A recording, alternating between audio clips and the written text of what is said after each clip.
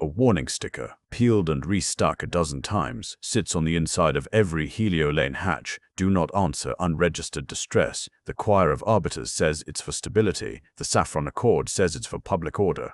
The Terran Rapid Aid Fleet keeps peeling the sticker anyway because someone always runs out of air before a committee finishes arguing about jurisdiction. Tonight, a corridor called the Vesper Spur reopens without a docket number, and a relief ship with a thin hull and thicker conscience has 12 minutes before the lane seals itself again. If you want this record kept in the shape it truly had, cold, human, and morally loaded, leave one mark in the margin and listen. The countdown over Dock 3 does not behave like drama. It behaves like a metronome that never cared about your lungs. 12 minutes and 4 seconds. Captain Nia Sato stands at the threshold of the Triage 17's bridge and tastes disinfectant through her teeth, bleach and old metal, iodine in the vents. Aid ships always smell like this because you never know whose air you're about to breathe next. Her crew is already strapped in. Nobody jokes, nobody performs courage. You don't perform on a ship built to carry bandages, water, and regrets. On the forward bulkhead, the lane monitor shows the Vesper Spur as a thin ribbon of light surrounded by darkness that refuses to be charted. It shouldn't be lit at all. The Spur was sealed 72 years ago by unanimous decree. Too unstable, too contagious, too likely to teach the gate network bad habits. And yet, tonight, it's open. Nia doesn't look back at the sticker on the hatch. She doesn't need to. She peeled one like it once, long ago, and kept the adhesive scar on her glove like a private oath. Status, she says. Oren Malik, her logistics chief, doesn't answer with emotion. He answers with inventory, because inventory is the only thing that doesn't lie to you when people do. 3 medical modules, Oren says. 2 atmosphere pallets, 1 water recycler spare, 400 sealed masks, 120 thermal blankets, 1 modular shelter kit, and 47 people who signed on knowing the choir could revoke their citizenship for this. He doesn't say the last part like a complaint. He says it like a weight measurement. Across the bridge, the liaison seat is occupied by someone who looks wrong in aid ship lighting. Iro Vey, an arbiter clerk from the choir itself, not a judge, not a minister. A person trained to keep minutes while other people decide who gets to breathe. Their uniform is slate gray, collar stiff, seal pin bright enough to catch the bridge leads. They hold a tablet with a single blinking line of text. Lane status unfiled. Iro's voice is quiet, precise. Captain Sato, I am required to state that entering an unfiled corridor constitutes an infraction, Nia finishes. I've read the book, Clerk Vey. Iro's eyes flick toward her. Not hostile. Not cowardly. Just tired in the special way bureaucracy gets tired when it has to keep pretending it's neutral. The book is a shield, Iro says. It protects the people who hold it. It does not protect you. Nia nods once. I'm not here for protection. The comms console gives a small chirp. A narrow-band tone, old, raw, too simple to have come through official channels, slips into the bridge audio like a fingernail under a door. It repeats twice, then stops. Not a general distress, not a public beacon. A private cadence used by ships that don't want to be found by pirates, but do want to be found by someone who won't ask too many questions. Nia's throat tightens anyway. Origin, she asks. The comms tech shakes her head. Not in the registry, it's layered. Like it's riding on top of the lane's maintenance pings. Iro's fingers go still on their tablet. That is not possible. Oren doesn't look up. It's possible if the lane is behaving like a transmitter. Nia hears the word behaving and feels her stomach drop, because lanes don't behave. Lanes are infrastructure. Lanes are law. They open and close on schedules signed by committees that don't bleed. Run it again, she says. The comms tech replays the cadence. 2 tones, a pause, 3 quick pulses, then a long silence that feels intentional. Oren finally looks up. That's a service code, he says. Old Terran, pre-choir standard. It's a request for first response authority. Iro's eyes narrow. Authority cannot be requested through a corridor. Authority is filed. Nia leans forward slightly, hands resting on the rail. Someone down there doesn't have time to file. The countdown clicks. 11 minutes and 48 seconds. Naya's pilot, Rafi, keeps his hands off the lane engagement switch as if it might bite. "Captain," he says, "if the spur is unfiled, our transponder won't have clearance. The lane might reject us." Naya looks at the ribbon of light on the monitor. The Vespa spur is too bright for a lane in maintenance mode, too clean, like someone scrubbed it. "Or accept us," she says. Iro swallows. "Captain, you are drifting into speculation." "Captain," Oren says, and his voice has a new edge. "If the lane is broadcasting old service codes, it may be doing more than opening. It may be reaching, like a hand." Naya has never liked how people talk about infrastructure when they're frightened, but she can't deny what her gut is doing, tight and cold, like it recognizes a predator, even if her training says lanes don't hunt. "Pilot," she says, "engage at minimal emission, no autocorrection, manual only." Rafi hesitates. "Manual through an unstable spur is..." "Manual," Naya repeats. Rafi nods and flips off the automated stabilizers. The Triage 17 goes quiet in a way that makes every crew member feel their own heartbeat. Iro's tablet pings once, and the clerk looks down, confused. The blinking line has changed. "Lane status, pending intake." Naya stares. "Pending intake?" Iro's voice thins. "That means the lane is opening a file." Rafi whispers, "How does a lane open a file?" Oren's jaw tightens. "It can't, not officially." The countdown ticks, 11 minutes and 29 seconds. Naya doesn't say the words she's thinking because saying them gives them edges, but her crew reads her face anyway. The Vespa spur is not just open, it is watching. Rafi engages. There's no flash, no cinematic tunnel. The lane takes them with a pressure behind the eyes and a copper taste on the tongue, like the ship just bit down on a coin. For a breath, the bridge displays flicker, not losing power, losing timing. Microseconds, slipping like sand. Then the view stabilizes, and space on the other side is wrong. They emerge into a debris ocean that spans half the sky, not scattered wreckage, not a battlefield still burning. An organized gravefield, ships aligned in bands, corridors carved through dead hulls, fragments drifting in slow, obedient lanes as if someone tidied the violence afterward. Below it all sits a planet that should make people cry. Blue, green, clouds like soft bruises.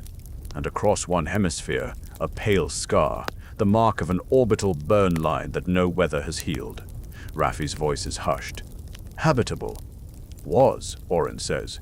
Iro's hands tighten around their tablet. "This region is not in the compact atlas." Naya keeps her voice steady. "That's why the spur was sealed. It hides something the choir doesn't want on paper." The comms console chirps again. Not the service cadence this time. A new sound. A pulse that isn't language, but feels like attention. 1, 2, 3. A pause. Then an answering beat, lower. Naya's teeth ache slightly, and she realizes the rhythm is vibrating through the hull, not through speakers. Iro looks up slowly. "Captain, the lane is still connected." "It's a corridor," Rafi says. "No," Iro whispers, "it's a throat." Oren's gaze flicks across his displays. "I'm getting power cycling in the wreckage," he says. "Intermittent, deep, not just residual heat, active systems, something is still breathing." Nia's mind tries to do what minds always do, map the unknown onto known boxes. Pirates, old war, forgotten colony, a trap. But the debris is too orderly for pirates, too patient for war, too deliberate for accident. "Scan for beacons," she says. The sensor tech shakes her head. No public distress, no registry tags. But there's a weak surface flicker on the burn scar. It's not a broadcast. It's light, like someone's flashing a mirror. Nia's throat tightens. "Survivors!" Iro's voice sharpens, and for the first time, the clerk sounds like someone who wants to stop being a clerk. "Captain, compact doctrine is clear. Unknown systems with evidence of containment, anomalies require quarantine. No contact, no landing. We file and withdraw." "Withdraw to where?" Naya asks softly. Iro blinks.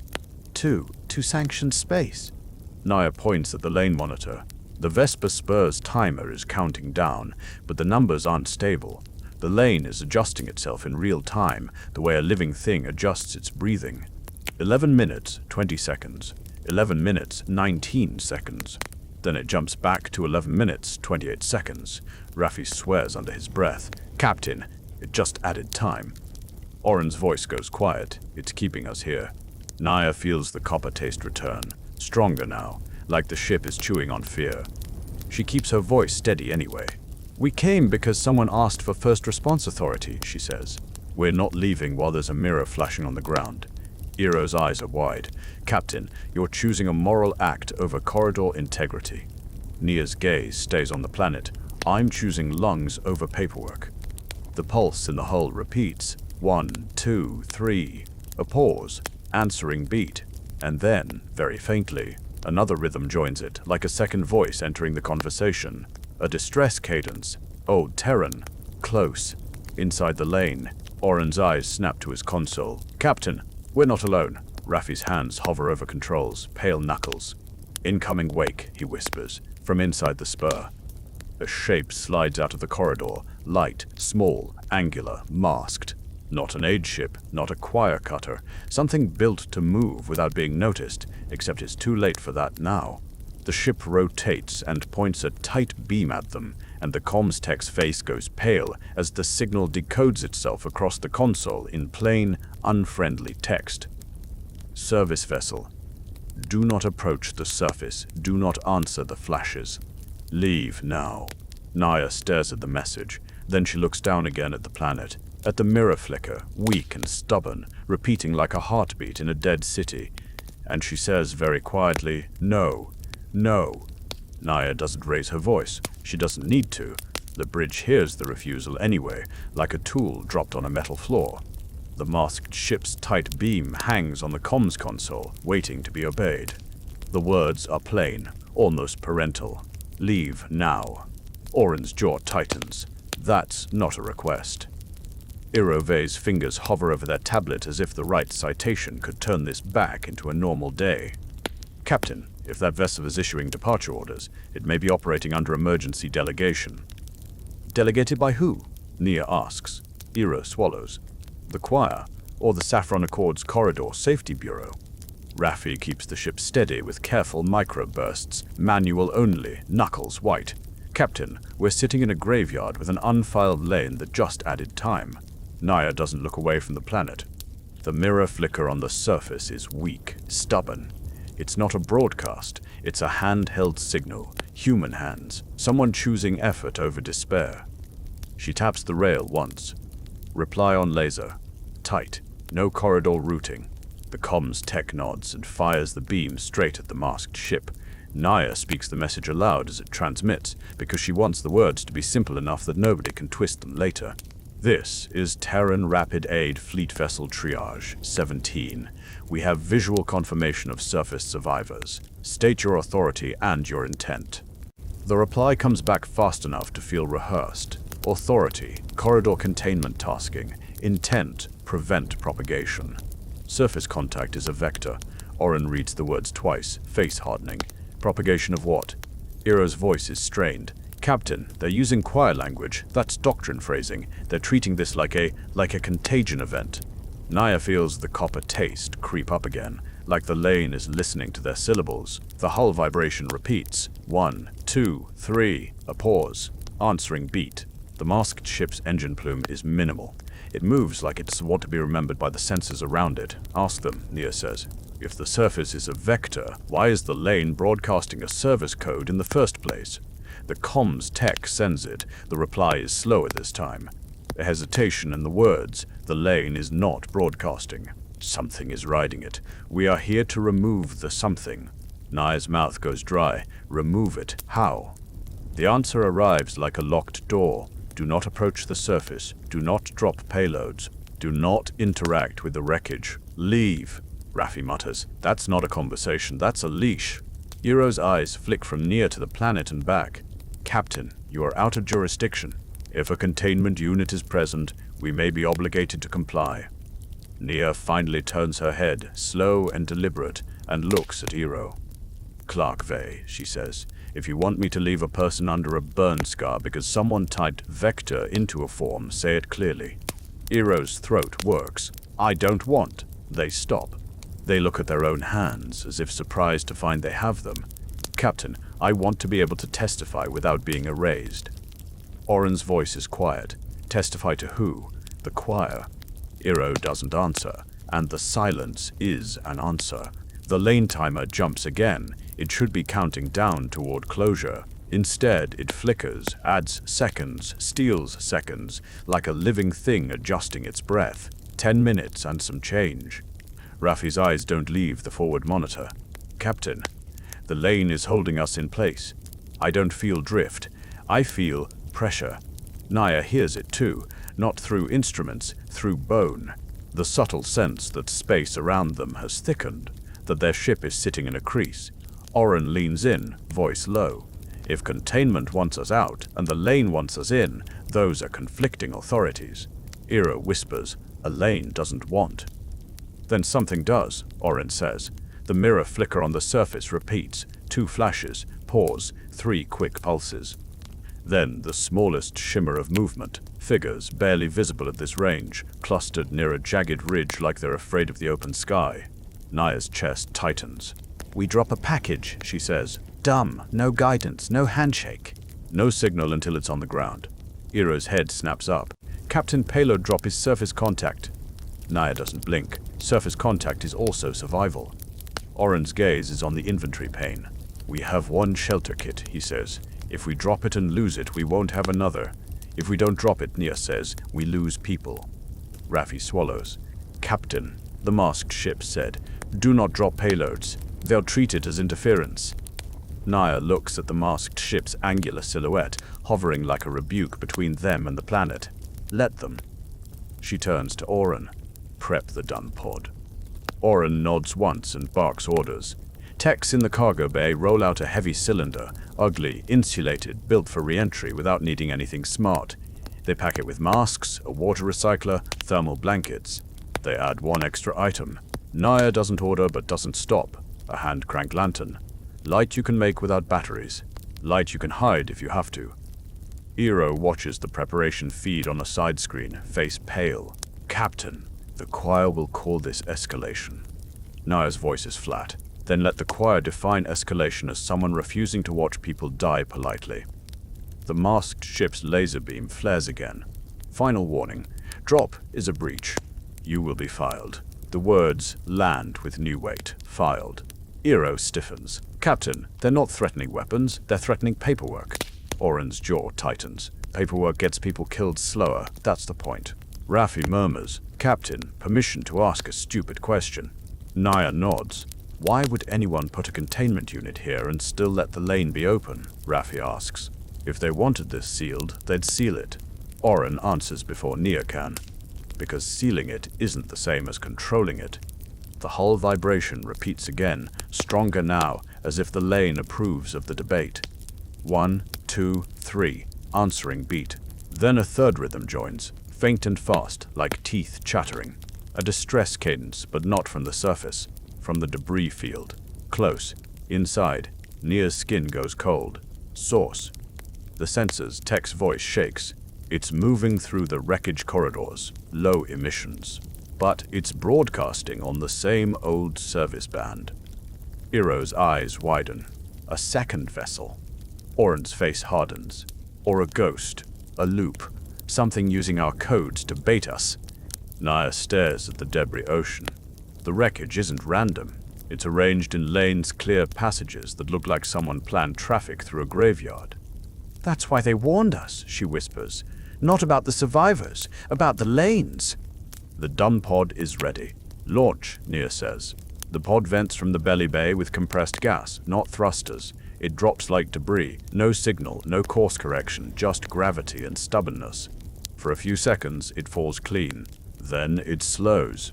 Not like air resistance, not like drag, like the space around it thickens, gently, insistently, as if someone pressed a palm against it and said, "Not that way." Raffi's face goes pale. "Captain, it's being nudged." Oren's voice turns hard. By what? The pod's trajectory bends, not toward the survivor ridge, toward a corridor in the wreckage ocean, toward a carved lane that leads to the densest pocket of debris, where the sensors show intermittent power cycling like a heartbeat in metal bones. Naya's mouth goes dry. "It's herding our aid package." Iro whispers, "That's not physics." Oren's eyes narrow. "It's logistics." Naya snaps, "Kill the pod beacon permanently. No activation even on ground." Oren hesitates. "Captain, then the survivors won't find it." "They won't find it anyway if it gets taken," Naya says. "Kill it. The beacon power line is severed. The pod goes fully dumb." And the strange nudge falters. The pod's fall steadies. It continues toward the planet again, like whatever was pushing it lost the handle. Oren exhales sharp. It can't argue with a rock. Iro's voice is thin. It shouldn't have been arguing at all. The masked ship's laser beam hits them again, furious now. "You have just violated containment. Withdraw immediately." Naya doesn't answer. She watches the pod fall through atmosphere on a grainy camera feed. Heat blooms over its shield. Then, lower clouds, burn scar, ridge shadow. The mirror flashes again, faster now. The survivors have seen something. The pod, maybe. Or the masked ship. Or something else. The pod hits near the ridge. It bounces once, rolls, cracks its outer casing the way it was designed to, spilling out sealed packages and a shelter kit that unfolds like a flower made of fabric and stubbornness. For one breath, Nia feels something like relief. Then the camera feed goes dark. Not static. Not signal loss. Dark like a hand placed over a lens. Raffi swears under his breath. "We didn't activate any beacon. How did it find it?" Oren's voice is low, because it was watching the fall. Iro's tablet pings hard enough that Iro flinches. Their eyes drop to the screen. A new line has appeared that makes their face go bloodless. Intake file created, triage 17, filed by Vesper Spur. Iro whispers, "The lane filed us." Oren's mouth twists. "Infrastructure doesn't file." Nia stares at the line, feeling cold crawl under her ribs. Not officially. The hull vibration intensifies. 1, 2, 3. Answering beat. The lane is not just open, it is participating. A shape moves in the debris corridors, slipping between wrecks that part like they're being persuaded. The sensor's tech's voice rises. "Captain, that internal distress cadence is moving toward our package drop site." Nia's stomach twists. "It's going to the surface," Raffi whispers, "or it's going to intercept the survivors before they can reach it." Iro's breath hitches. "This is why containment said, 'Don't drop.'" Nia's eyes narrow. Containment didn't say, "Don't rescue." Containment said, "Don't interact." There's a difference. Oren looks at her. "Captain, you're about to make a lot of enemies." Nia's voice is flat. "Then I'll count them." She turns to Raffi. "We go lower. High skim. We keep the masked ship in view. We keep the debris corridors mapped, and we locate that moving cadence." Raffi's hands hover. "Captain, our hull isn't built for deep atmosphere passes in a debris zone." "We're not going deep," Nia says. "We go just enough to see. Eyes, nothing else." Iro whispers, "You're escalating." Nia glances at the mirror flashes still faint on the surface.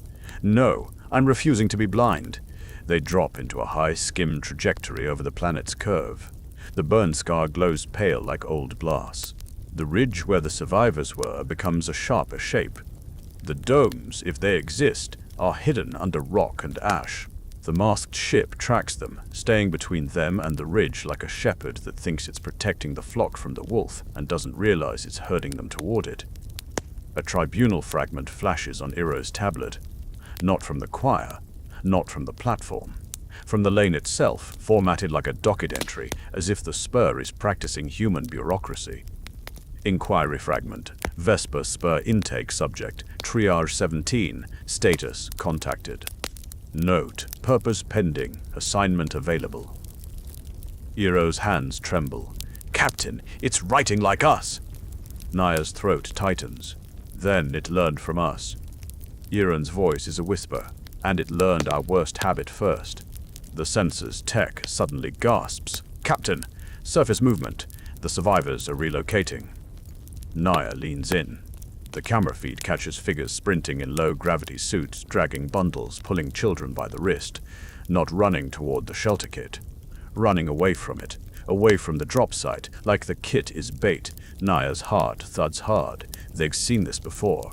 Iro's voice cracks. They're afraid of being found. Oren's gaze is fixed on the debris corridors. "That moving cadence, Captain. It's not going to the drop." It's going to where the survivors are heading. Nia feels ice spread through her gut. It's predicting. The masked ship suddenly breaks its careful posture and flares thrusters, angling toward the ridge. Raffi's eyes widen. Containment is diving. Oren's jaw tightens. They're going to intercept. Or they're going to... The masked ship's laser hits them again, now with a different tone. Less warning, more command. Withdraw or be pinned. Pinned. Nia tastes copper again, stronger, like a coin pressed under her tongue. Then the ship lurches sideways. Not from thrusters, not from wind shear.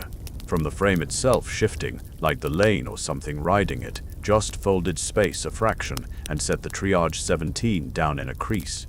Crew grip rails. A medtech's shoulder clips a bulkhead. No gore, just the sharp grunt of a body meeting metal. Raffi's voice is strained. "Captain, we just gained mass." Oren's eyes are wide. "We're being held." Iroh's tablet pings again. A new fragment, colder. Inquiry fragment. Containment tasking note action. Stabilize subject. Rationale, prevent further vector. Method, assist with compliance. Nia's jaw clenches. Assist with compliance. That's what they call grabbing a ship. The mast ship holds position above the ridge. The survivors vanish into a cleft in the scar, an opening like a wound in rock. The shelter kit sits abandoned near the drop site, bright fabric against ash, a beacon without a beacon. And the moving distress cadence in the debris corridors stops directly above that cleft, as if it has found the address it wanted. Nia can't see the craft itself through the rock, but she feels its presence in the way the instruments stutter. Oren whispers, "It's opening something."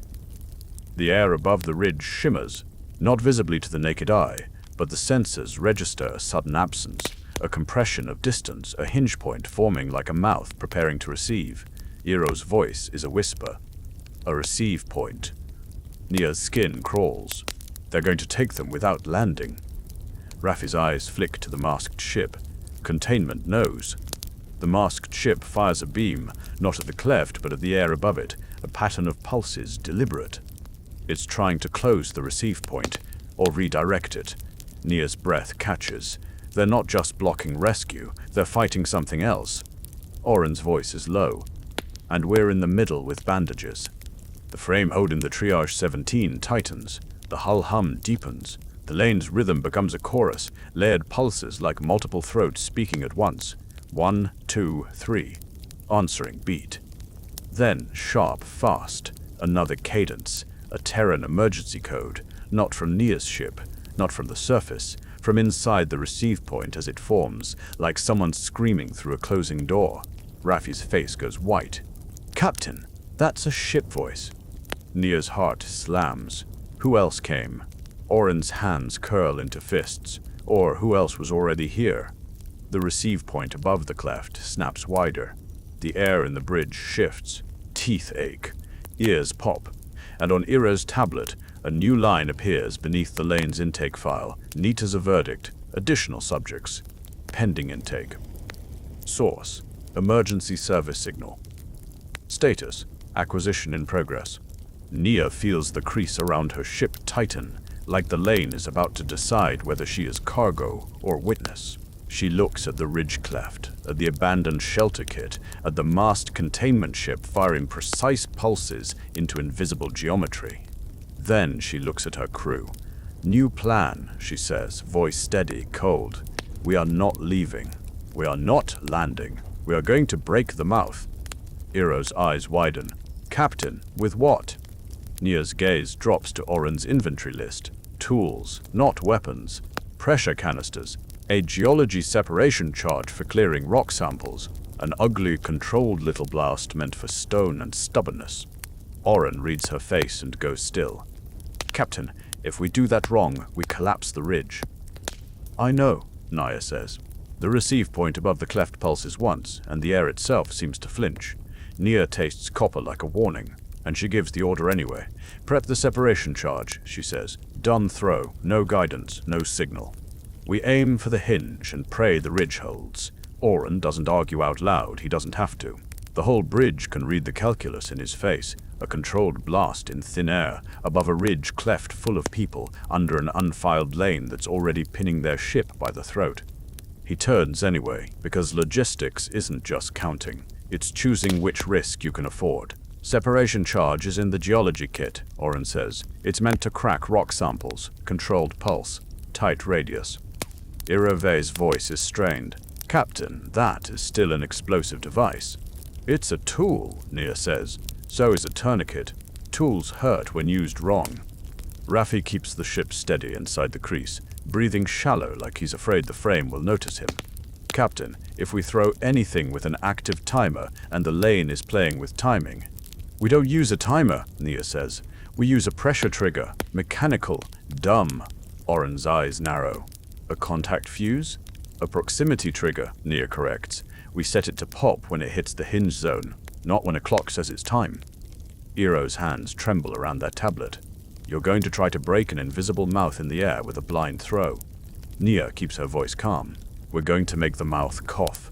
The hull hum deepens. The lane's rhythm repeats like an impatient throat clearing. 1, 2, 3, answering beat. The receive point above the ridge cleft shimmers harder now. The sensors paint it as a distortion gradient, with a sharp edge-like space folding itself into a seam. Inside that seam, a Terran emergency cadence screams in short bursts, chopped and swallowed as if something keeps closing a fist around it. Raffi's knuckles go white. That's a ship. Someone's trapped in the fold, Iro whispers, or being taken. The masked containment ship still between them and the ridge fires again, precise pulses into the hinge. It's not shooting at people, it's trying to stitch the seam shut. The comms tech catches a whisper of their tight beam chatter. A clipped voice, not Naya's crew, not her tone. Containment pattern 7, hold the ridge, do not let the receive anchor. Then static. Then the lane's own pulse over it like a hand smoothing paper. Oren's jaw tightens. Containment's trying to close it. They're losing. Naya leans forward. Open laser to containment. We coordinate. Iro looks up sharply. Captain! If they're actually preventing a grab, they are not our enemy in this second, Nia says. They're a lever. The comms tech fires a tight beam to the masked ship. Nia speaks in plain words. This is Triage 17. We are preparing a dumb separation pulse aimed at the hinge. Confirm your firing pattern so we don't destabilize the ridge. For a heartbeat, there's no reply. Then a response arrives, less like an order now and more like a person speaking through teeth. You are out of your depth. Another line follows, slower, but you are not wrong. Naya's breath catches. Identify yourself. A pause. Commander Asher Rel. Choir containment. Iro stiffens. Commander Rel is a senior field auditor, Iro whispers. They're not supposed to be deployed without Triarch notice. Nia doesn't look away from the ridge. Commander Rel, she says into the beam. I'm not asking permission, I'm asking coordination. The reply comes back tight, controlled. Hold your throw until my last pulse. I am cutting the receive anchor. Your blast must hit the hinge as the anchor unstitches. Oren murmurs, she's using us. Nia says quietly, good, use each other, that's what survival is. In the cargo bay, techs in sealed suits strap the separation charge into a blunt canister. Ugly, insulated, pushed by compressed gas. No thrusters, no smart course correction, no beacon. A rock with a cough inside it. Oren watches the feed, voice steady but tight. If we miss, it could drift into the survivor cleft. Naya's jaw clenches. Then we don't miss. Raffi swallows. Captain, we're pinned. Our throw vector will be off. Then we throw off, Naya says. We don't need perfect, we need disruptive. Iro's voice cracks. Captain, you are making a choice that will be reviewed in a room you will not control. Naya glances at Iro. Then I'd like that room to have living witnesses. Iro's eyes shine, and Nia realizes the Clerk is terrified of two things at once, the ridge collapsing and the story being rewritten. The hull vibration spikes, the crease tightens. A med tech grabs a rail, jaw set. The ship's mass feels heavier, as if the lane is pressing down to keep them still. Oren's voice goes low. It's tightening the file. On Iro's tablet, a new line appears beneath the lane's intake entry, neat as a stamp. Inquiry fragment. Vesper spur intake action. Stabilize subject. Note, cooperation reduces strain. Strain, Ira whispers. It's using the same word again. Nia's mouth goes cold, because it learned from the choir. Commander Rel's pulses change, faster now, more aggressive, like someone cutting stitches under pressure. The receive point above the cleft shudders, then widens, then tightens again like a throat gagging. Inside it, the Terran emergency cadence becomes clearer for a second, ragged, desperate. Then it cuts off mid-beat. Raffi's voice goes thin. It swallowed the signal. Nia's heart slams. That doesn't mean it finished, she says, but she hears the doubt in her own sentence. Commander Rel's beam hits them again. Now. Throw. Nia doesn't hesitate. Launch. The canister vents from the belly bay and drops, spinning, dumb and obedient to gravity and nothing else. For a breath, the lane tries to argue with it. The canister's fall slows, thickened by the same frame pressure that pinned their ship. Then it continues anyway, not because it overpowered the pressure, but because it didn't negotiate with it. It didn't correct. It didn't signal. It simply fell. Oren exhales sharply. It's passing the crease. The canister arcs toward the hinge zone, a point in the air above the ridge where the distortion gradient spikes like a sharp tooth. Commander Rel fires one last pulse into the receive anchor. The air above the cleft snaps, as if a seam just tore sideways. Nia's canister hits the hinge. The separation charge coughs. Not a bright explosion, a tight pressure slap. A brief electromagnetic smear that makes the bridge displays stutter. A physical shove aimed at geometry. The receive point convulses. For half a heartbeat, it collapses inward, like a mouth biting its own tongue. Then it does something worse. It slides. The seam shifts sideways, relocating its hinge like a door frame, moving while the door stays open. The receive point doesn't vanish, it re-centers, and its new center point lines up with the mast containment ship. Commander Rel's vessel lurches upward, caught by invisible hands. For a second, it hangs there, pinned in the seam like a bead caught in a crack. Nia's stomach drops. "No," Raffi gasps. "Captain!" The seam grabbed her. Oren's face goes gray. We moved it onto containment. Commander Rel's tight beam flares, voice clipped, furious, controlled. "You shifted it, you did not break it." Nia's throat tightens. "I know. Hold. Kill your smart loops. Go manual." For a heartbeat, there's silence.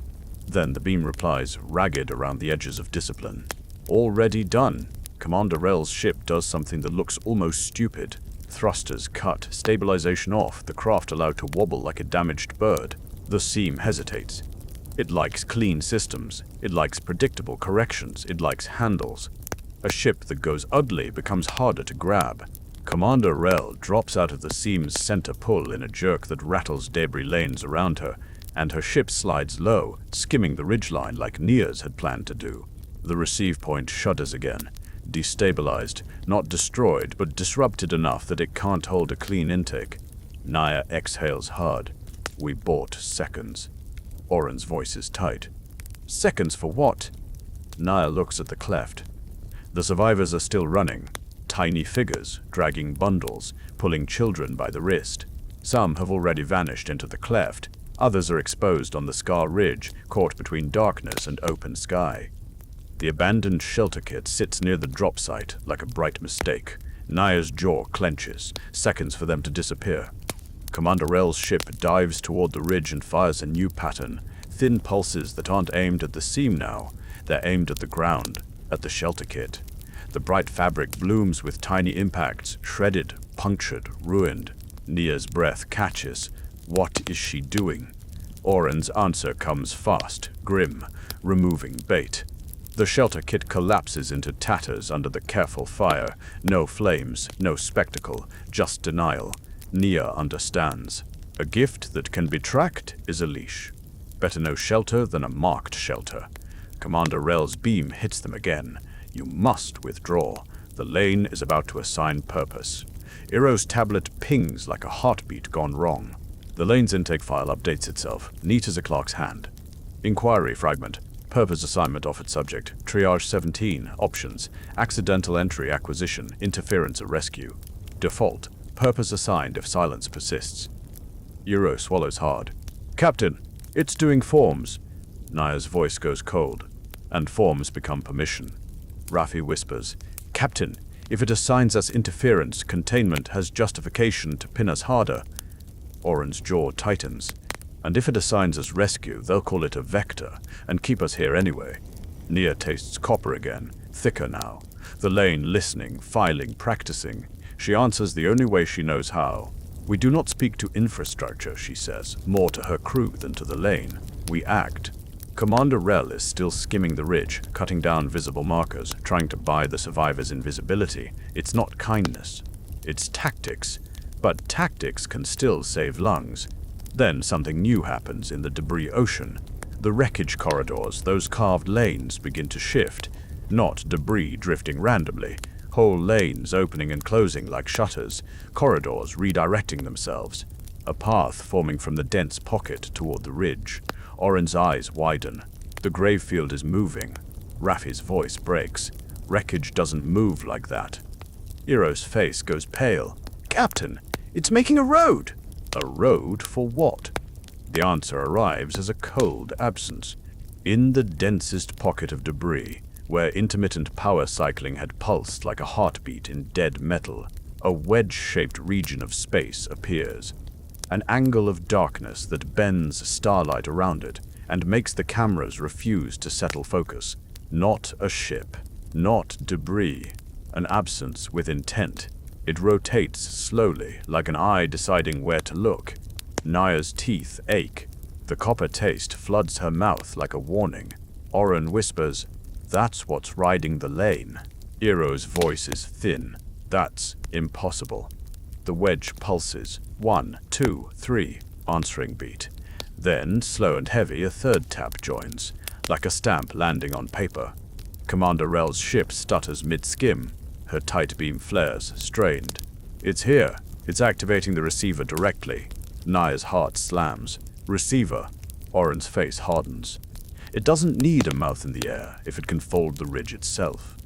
Below, the cleft entrance shimmers, faint at first, like heat haze, then sharper. A seam forming at the ground, not above it. A receive point blooming right where the survivors are trying to hide. The survivors at the cleft recoil. One stumbles back, dragging another by the wrist. A child clings to an adult's leg. Hands gesture wildly. "Stop! No! Not there! Not there!" Naya's throat tightens. It learned. Commander Rel fires at the cleft seam, tight pulses, desperate now. The seam shudders but holds, anchored by something deeper than air geometry. The wedge in the debris pocket rotates again, and the wreckage corridors continue to shepherd, opening a clean line from the wedge to the ridge, like an artery feeding a mouth. Eero's tablet pings again. The lane's intake file updates, almost eager. Inquiry fragment, intake action method, custody initiation. Rationale, prevent propagation. Note, custody is mercy. Eero's breath catches. That phrase, not ours, Nia says, but it learned our language anyway. Oren's voice is low, furious. It learned our hypocrisy. Naya's crew watches the ridge seam widen. The survivor's cleft is becoming a doorway, not to safety, to intake. Raffi's voice shakes. "Captain, what do we do?" Nia stares at the wedge and feels the terrible truth settle. They can't outfly it, can't outshoot it, can't out-argue it. They can only steal seconds and choose where those seconds go. Her gaze drops to Oren's inventory again. What is left that is dumb, physical, and disruptive without collapsing the ridge. Oren reads her expression and shakes his head before she can speak. "No more charges," he says. "Not near the cleft, not with people under rock. We'll collapse them." Naya swallows hard. "Then we make it miss." Eero's eyes widen. "Make what miss?" Naya points at the abandoned supply pod near the ridge. Still there, cracked open, sealed packages scattered like bones. A bright mistake. A visible, tempting asset. "If it's initiating custody," Nia says, voice steady, "then it's prioritizing what it can classify and count." Oren's jaw tightens as he understands. "You want to move the bait." "Not move," Nia says. "Throw." Raffi stares. "Captain, we can't reach the ground. We're pinned." Nia looks at the crease holding them, at the lane's pulse, at the way the wedge likes clean handles. "We can still drop," she says. "We can still fall." She turns to the comms tech. Laser to Commander Rel. The beam fires. Commander Rel, Naya says, we're going to distract the intake seam away from the cleft. We need your ship to herd survivors deeper into the rock while we draw the seam to the supply pod. A pause. Then Rel's reply comes back, tight with disbelief. You plan to offer yourself as bait. Nia doesn't pretend otherwise. I plan to offer it a cleaner category than unfiled civilians. Ira whispers, horrified. Captain. Nia's voice is quiet. It's already deciding what counts. We make it count the wrong thing. Oren's eyes are hard. If we do this, it might take our ship. Naya nods once. Then we make sure the survivors aren't in the mouth when it bites. Rafi's voice is a whisper. Captain, if it takes us, the choir will call it voluntary exposure. Naya's jaw tightens. Then we deny them that story later. She looks at Iro. Clerk Vey. You wanted to testify without being erased. Iro's eyes shine. Yes. Then watch, Nia says softly, and remember which choices were forced. The wedge pulses again, slow and heavy now, like a stamp landing on a file. The seam at the cleft widens. Commander Rel dives lower, skimming the ridge, firing micro-pulses not at the seam but at the survivor's path, guiding them like a shepherd with a rifle made of light. Not cruelty. Direction. The survivors scatter deeper into the scar rock, disappearing into shadow just as the seam tries to open fully on empty air. For a heartbeat, it hesitates, confused by lack of intake. And in that heartbeat, Nia gives the order. Dump the remaining atmosphere pallet, she says. Right onto the supply pod. Make it bright. Make it count. Oren's head snaps. Captain, that's our spare air. It's their air now, Nia says, voice steady. If it helps them not be taken. Oren's hands shake once, then move with brutal efficiency. Atmos pallet release, he says. A heavy canister vents from the belly bay and falls dumbly toward the ridge. The lane tries to argue with it, space thickening, nudging. But again, dumb mass doesn't negotiate. The pallet drops towards the cracked supply pod, slamming into ash soil and bursting seals. A plume of cold vapor blooms, visible, bright, unmistakable. A flare without fire, a thing that can be counted. The seam at the cleft flickers. Then, slowly, it slides, like a doorframe relocating, not fully, not cleanly, but enough that the mouth shifts its hunger toward the bright plume, away from the deeper shadows where survivors have just vanished. Nia's breath catches. It's taking the bait. Oren whispers, for now. The wedge rotates, eyeing the bright vapor plume. Then the lane pulse changes. Faster, impatient, like it doesn't like being tricked. 1, 2, 3. Answering beat. Stamp. The crease holding the triage 17 tightens. The ship lurches. The air pressure in the bridge dips just enough to make throats feel dry. Iro's tablet pings again. Inquiry fragment. Purpose assigned subject. Triage 17. Purpose. Interference. Remedy. Retention recommended. Iro's voice cracks. Captain, it assigned us interference. Nia feels cold settle behind her ribs. Of course it did. Commander Rel's tight beam hits them, urgent. Withdraw now. You have bought them seconds. Do not let it take you too. Nia watches the ridge seam now focused on the bright vapor plume, opening on empty assets. Instead of people. Seconds. That's what humans are, in a crisis. A species that buys seconds with scars. Pilot, Nia says. Back us out. Minimal emission. Manual only. Rafi's hands move. The ship does not. The crease tightens again. Oren's face goes pale. Captain, it's not letting go. Nia tastes copper like a verdict. The wedge pulses. And the Vesper Spur's lane timer, still visible on the monitor, stops pretending to count down. It resets. Not to a shorter time, to a longer one. Like a door deciding it will stay open until the intake is complete. Nia's voice goes very quiet. It's keeping us. Iro's hands tremble. Captain, what does retention mean? Oren answers, voice low. It means we become part of the file. Outside, the wreckage corridors shift again, opening a clean path between the wedge and the triage 17, like the gravefield is making room for a vehicle to arrive. And somewhere deep in the debris pocket, the wedge's shadow stretches, subtle, patient toward the aid ship that just tried to outlogic a predator made of paperwork. Nia watches it and realizes the irreversible truth of what she chose.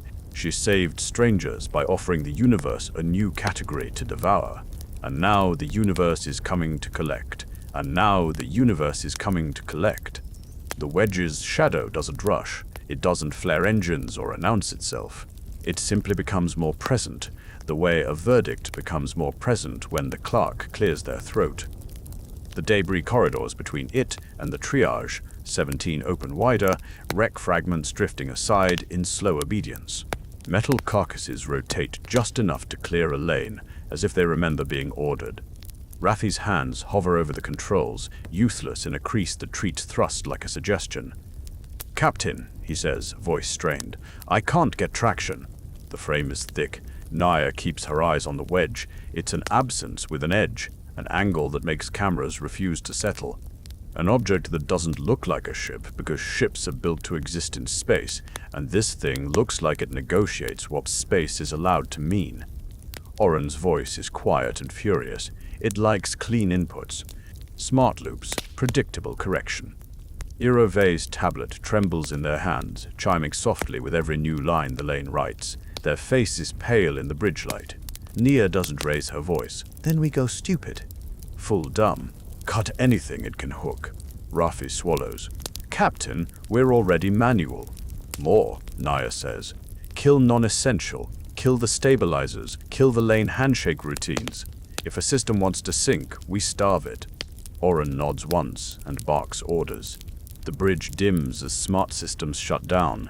The triage 17 becomes a breathing box again. Air, heat, mass. Everything else is decoration. The crease doesn't let go, but it stutters. The ship's pinned feeling becomes less clean, less confident, like the hand holding them just realized it grabbed a rock, not a leash. Iro's tablet pings again. A new fragment blooms, neat and cruel. Inquiry fragment. Vesper Spur record. Subject. Triage 17. Status. Retention in progress. Note. Cooperation reduces strain. Iro's voice cracks. It's writing while it moves us. "It's what we taught it to do," Oren says, and the disgust in his tone is aimed as much inward as outward. Commander Rel's masked ship skims the ridge below, still shepherding survivors deeper into shadow. Rel's tight beam hits Nia's comms again, clipped and urgent. "You have bought them a window. Take it. Cut your emissions and stop fighting the pull. It will drag you cleaner if you struggle." Nia's mouth goes cold. "Cleaner." Iro whispers. "Cleaner means defensible." The wedge pulses. 1, 2, 3, answering beat. Then the slow, heavy tap that feels like a stamp landing on a form. The crease tightens. The ship lurches, not forward, not sideways, defined into a new path. The starfield twists in the forward monitor, as if the universe is being rotated around them instead of the other way around. Raffi gasps. "Captain!" Nia's voice stays steady. Eyes forward, hands off. Let it do what it thinks is correct. Oren stares at her like she just ordered surrender. "Captain!" "Not surrender," Nia says. "Refusal to give it handles." The wedge's shadow stretches and touches the space around them. The sensation isn't impact. It's a momentary taste of copper so sharp it makes Naya's eyes water, a pressure behind the forehead, a brief sense that her thoughts are being asked to stay inside certain lanes. Then the ship moves, not by thrust, by being escorted. The debris corridors part like a crowd making way for something that has paperwork. Raffi's hands lift away from the controls entirely, palms hovering as if he's afraid the ship will interpret touch as consent. Iro whispers, "Captain, we're going toward the pocket." Nia watches the wreckage ocean grow denser. Wrecks overlap in layers, hulls cut open with surgical neatness. Lifeboat pods stacked in rows inside shattered carriers, untouched, intact, preserved like inventory that was never allowed to become escape. Oren's voice goes low. They didn't just fight a war here. They catalogued the aftermath. Iro's eyes glisten. They archived people. The lane's pulse deepens through the hull. 1, 2, 3. Answering beat. Stamp. Then, without any dramatic flair, a structure emerges from the debris. A station built from dead ships and patience. It isn't a gleaming hub with signage. It's ribs and plates and scaffolds, scavenged from 100 wrecks and arranged with ritual neatness. Pale lines of light trace its structure like veins. Corridors open and close with the calm of a throat swallowing. Naya feels her stomach twist. Receiving station. Oren's jaw tightens. Warehouse. Eero's tablet pings again, and the fragment that appears makes Eero's hands shake harder. Inquiry fragment. Intake notice arrival imminent. Processing pathway. Debrief quarantine. Reassignment. Note. Custody is mercy. Eero's breath catches. It keeps using that phrase. Nia's voice is flat, because it found that phrase useful. Commander Rel's tight beam hits again, strained now, as if Rel is fighting while talking. Do not let it tag your speech. Do not answer its questions. If it opens a form, your words become its weapon. Naya stares at the station ribs. Rel, she says, laser tight. Where are the survivors going? A pause. Then Rel's reply comes back slower, the way people speak when they hate their own answer. Deep. Away from light. Away from gifts. They will live longer if they are boring. Naya's throat tightens. And you? The beam hesitates. I am already filed. Nia's fingers curl into the rail. What does that mean? Rel's voice comes back, clipped, controlled, but there's a fracture in it now, an edge of exhaustion. It will claim I assisted your interference. The choir will have a choice, defend me or discard me. They will choose the one that makes the paper clean. Eero makes a soft sound like pain. Nia's jaw clenches. Rel, withdraw! A thin, humorless reply. I will hold the ridge until the seam is quiet. Then I will face my file. Do not waste the window you bought. The beam cuts. Naya feels the loss of the voice like a door closing. The Triage 17 drifts toward the station's docking aperture, a mouth made of clean absence. Oren's eyes flick across remaining sensors. Captain, they're opening a lane for us. No resistance. They want us inside. They want us processed, Nia says. Raffi swallows. What happens if we refuse to dock? Eero answers, voice thin. They will classify refusal as hostility. Nia watches the aperture widen. Then we don't give them a refusal they can stamp. We give them silence. The docking seals engage with a soft thump that feels like consent being manufactured. Air pressure shifts, not enough to hurt, enough to remind. A corridor extends into the ship. Smooth, pale-lit, immaculate, in a way that makes Nia's skin crawl. It looks like a hospital hallway built by someone who thinks hospitals are about control instead of care. Eero's tablet pings, and another fragment appears, almost eager. Inquiry fragment, station prompt, welcome to quarantine. State purpose, default purpose available if silence persists. Raffi's voice is a whisper. It wants us to answer.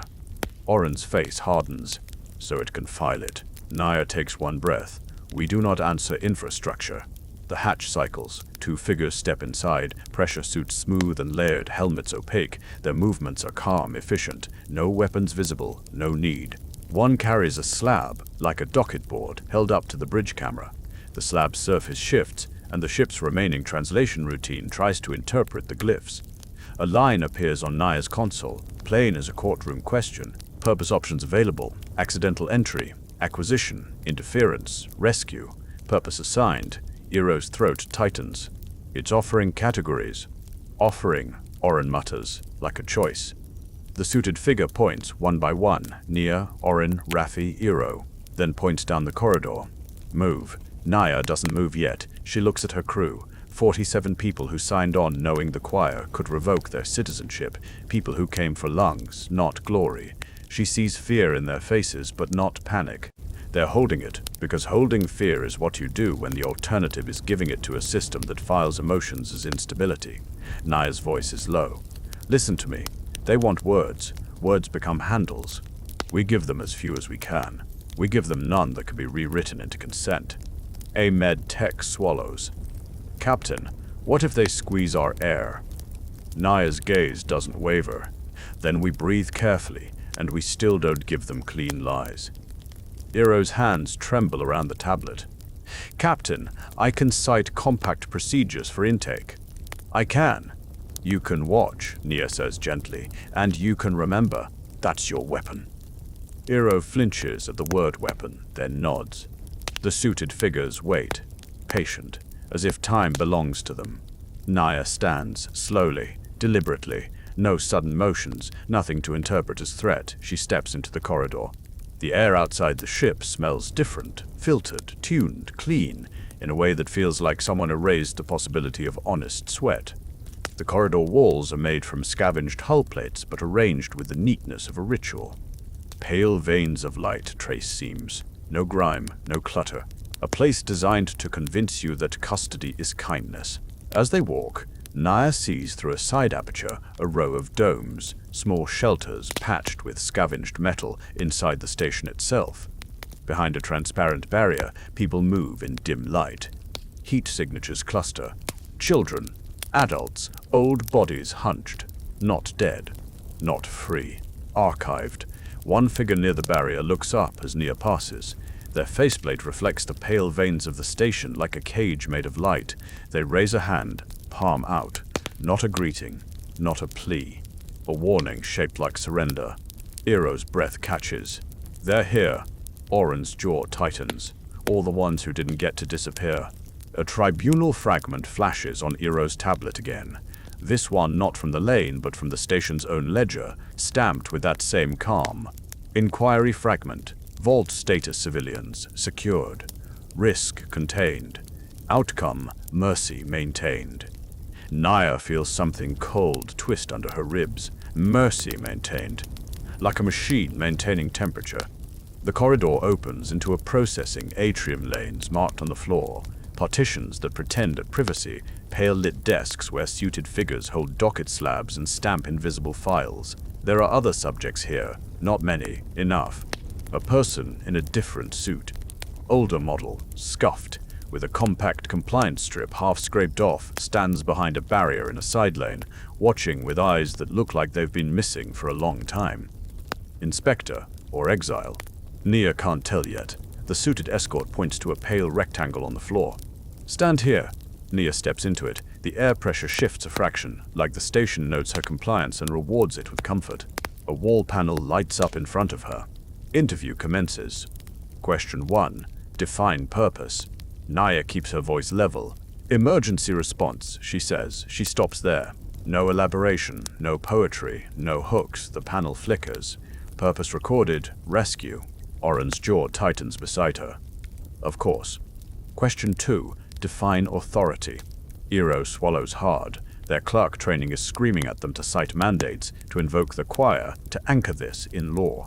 But law is a handle, and handles are what the station eats. Nia speaks first. Duty, she says, to prevent civilian loss. The panel writes anyway. Authority recorded, self-assigned. Eero's face goes pale. It's cornering us. Question 3. Identify interaction. This is the trap. The supply drop. The separation charge. The bait plume. Nia tastes copper again. The panel is listening in a way that feels intimate and hostile. She speaks carefully. We observed, she says. We dropped aid without signal. We did not extract material from wreckage. The panel flickers, then writes something that makes Naya's stomach drop. Interaction recorded, interference confirmed. A soft hum rises in the atrium, like the station is satisfied. The suited figure with a seal stamper steps forward and lifts the tool toward Nia's chest. Nia holds still. She forces her breathing slow. She will not flinch like a guilty person because guilt is a category the machine understands too well. The seal stamper touches her suit. A pulse. Her wrist display, still running on a dumb loop, flickers and shows a new icon. Tracked. Oren's hands curl into fists. Captain! Nia shakes her head once, tiny. Not here. The wall panel updates. Proposed resolution available. Option 1, release under monitored non-disclosure. Option 2, retention for reassignment. Option 3, transfer to civilian vault. Option 4, summary disconnect. Eero makes a small sound, choking. Summary. Naya doesn't let the word become bigger than it needs to be. Air reduction, she says, flat. They made suffocation a checkbox. The station's hum deepens, as if it disapproves of her naming it plainly. The suited figure points, one by one, at each option, waiting. Naya looks at Oren, then at Raffi, then at Eero. Her crew is pale, rigid, breathing carefully. Oren's eyes meet hers. He knows what she's thinking. He hates it. That's how she knows it's real. Captain, Oren whispers, barely moving his lips. Don't. Eero's eyes shine. "Captain, I can!" "You can't outsight a creature that writes its own docket," Naya murmurs back. She looks again through the side aperture at the civilian domes behind barrier glass. The palm pressed to the wall, the warning shaped like surrender. If she chooses release, she becomes a monitored mouth. If she chooses retention, she becomes a tool. If she chooses vault, she becomes inventory. If she refuses, she becomes a line item under summary disconnect. There is no clean win, only trades. Naya feels the weight of her earlier choice, dumping air as bait, saving seconds, buying a window. The window is closing now, and the cost is arriving in neat options. She lifts her chin. "Option 1, she says. Release under monitored non-disclosure." Oren's face tightens with anger. He swallows down. Raffi exhales like he's been held underwater. Eero closes their eyes for a heartbeat, then opens them again, grim. The wall panel writes, "Release condition accepted." A suited figure holds up a coin-like device. A monitoring token. Nia doesn't reach for it yet. She looks at Eero. "Clerk Faye," she says softly. "When you testify, you do it with matter, not speech." Eero's throat tightens. "Captain, how?" Naya's gaze flicks to Oren. "Logistics." Oren's jaw clenches. He understands, and the understanding hurts. Naya takes the monitoring token. It is cool and heavy in her palm, heavier than a coin should be. Her wrist display flickers. Tracked, confirmed. The station's hum eases, satisfied. And somewhere, in a side lane, the scuffed suit figure behind the barrier lifts their head and watches Nia with eyes that aren't pleading. They're warning her. Because release here doesn't mean freedom. It means being delivered to the next desk. The suited escorts point down a corridor marked in pale veins. Exit lane open. Nia turns to her crew. "We walk out without speaking," she says. "We leave a record behind that can't be filtered, and we do not let the choir call this voluntary." Oren swallows hard. "Captain, if they let us out." Nia looks up at the pale-lit corridor, at the station's neatness, at the way it makes cruelty look organized. "They will," she says quietly, "because they want our silence to become precedent." The station's lane lights brighten, and as they start to move, Nia hears, faint and close, a familiar cadence. 2 tones, pause, 3 quick pulses, echoing through the station rids like a heartbeat learning to speak. Not from the surface, from inside the vault. Not from the surface, from inside the vault. The cadence is faint at first, more vibration than sound, like someone tapping a code against metal that refuses to carry hope properly. 2 tones, a pause, 3 quick pulses. Then nothing, like the sender knows silence is safer than repetition. Naya keeps walking anyway. That is the first rule in a place like this. Never let the machine see your attention sharpen. Attention becomes a handle. Handles become leverage. The release corridor is bright and clean in a way that makes the air feel supervised. Pale veins of light guide them forward. The suited escorts move with the calm of people who believe they are doing maintenance, not harm. Oren walks at Nia's shoulder, jaw locked so tight the muscles jump. Raffi's breathing is audible in his helmet, shallow and controlled. Eero Vey holds their tablet close to their chest, like it's a shield made of guilt. Behind a side barrier, the domes in the civilian vault glow dimly. Heat signatures cluster inside them like embers. People move slowly, conserving energy, conserving visibility, conserving the part of themselves that still believes in being seen. A child presses their palm to the barrier again as Nia passes. Nia does not wave. She lifts her hand and presses her palm to the barrier for half a second long enough to make contact, short enough that it can be mistaken for balance. The suited escort notices. Their helmet turns a fraction toward her. The air pressure dips, just a hair, as if the station clears its throat. Naya keeps walking. Oren leans close, voice barely moving his lips. "Captain." The cadence. "I heard it," Naya murmurs. "It's Terran service," Oren says. "Someone in the vault is using old codes." "Or something is mimicking them," Eero whispers, and the fear in their voice isn't superstition, it's training. Naya nods once. Either way, it means the vault is not as quiet as they want it. The corridor bends, and for a heartbeat, Nia sees the scuffed suit figure again, standing behind a different barrier, closer this time, as if the station is deliberately marching Nia past them. The figure's helmet is off. Their hair is clipped short and uneven, like someone who cut it in a hurry without a mirror, Their face is lean with the kind of exhaustion that comes from being awake too long in a place that never turns its lights fully off. Their eyes meet Nia's. They lift 2 fingers to their throat, then to the air between them, a gesture that says, "Be careful with words." Then they lift a hand and draw a short line in the air with 1 finger, a line that ends in a small hook. A file, a docket. Iro inhales sharply. That's. Nia doesn't let Iro finish. Names are handles too. She keeps walking. The figure shifts their gaze to Iro's tablet, then back to Nia, and then, very carefully, lets something drop from their palm to the floor behind the barrier. A small rectangle, dark, physical, a data slug. Nia's pulse jumps. She keeps her face blank. Oren sees it too and tightens his jaw. "Captain, we're tracked," Nia murmurs. "Anything we do is a story." The suited escorts guide them forward, away from the barrier, toward an exit aperture that looks like a throat opening into darkness. Beyond it, the station's ribs thin, and the wreckage ocean becomes visible again through a translucent shield. Exit lane. No ceremony, no goodbye, just a corridor that wants them out so it can call their silence precedent. Nia has seconds to decide what kind of witness she will be. A living one, or a clean one. She leans toward Iro, voice low. "Clerk, when we clear this corridor, you will not speak into any platform microphone. Understood?" Iro swallows hard. "Understood." Oren murmurs, "Captain, the slug." "I know," Nia says. Raffi's voice is tight. "Captain, if we stop, they can file it as refusal and yank us back into retention." Nia keeps walking. Then, just before the exit aperture, she stumbles. Small, controlled, plausible. A shoulder brush against the corridor wall. A momentary loss of balance in a place where pressure shifts are common and nobody wants to blame the station for being slightly inconvenient. Her gloved hand drops to the floor. She doesn't touch the barrier. She doesn't reach. She simply catches herself. And as she rises, her glove drags across a seam in the floor where the station's pale veins of light are slightly dimmer. A maintenance channel. A gap. She slips 2 fingers into it and feels something hard and rectangular against the edge, placed there, not dropped by accident. She closes her hand around it. The air pressure dips again, sharper this time, like the station noticed the change in her mass distribution and didn't like being surprised.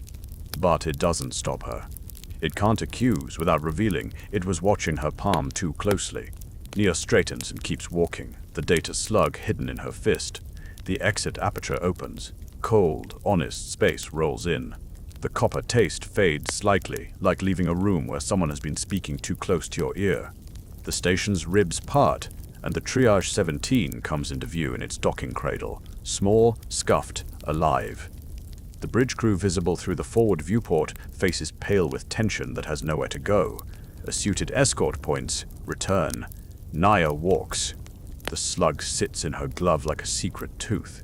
When she reaches the ship's hatch, she doesn't speak. She steps inside and lets the interior air hit her face like relief and accusation at once. Oren follows, Raffi, Iro. The hatch seals with a soft thump that sounds too much like agreement. On the bridge, the crew's eyes search Nia's face for something like instruction they can cling to. She gives them structure instead.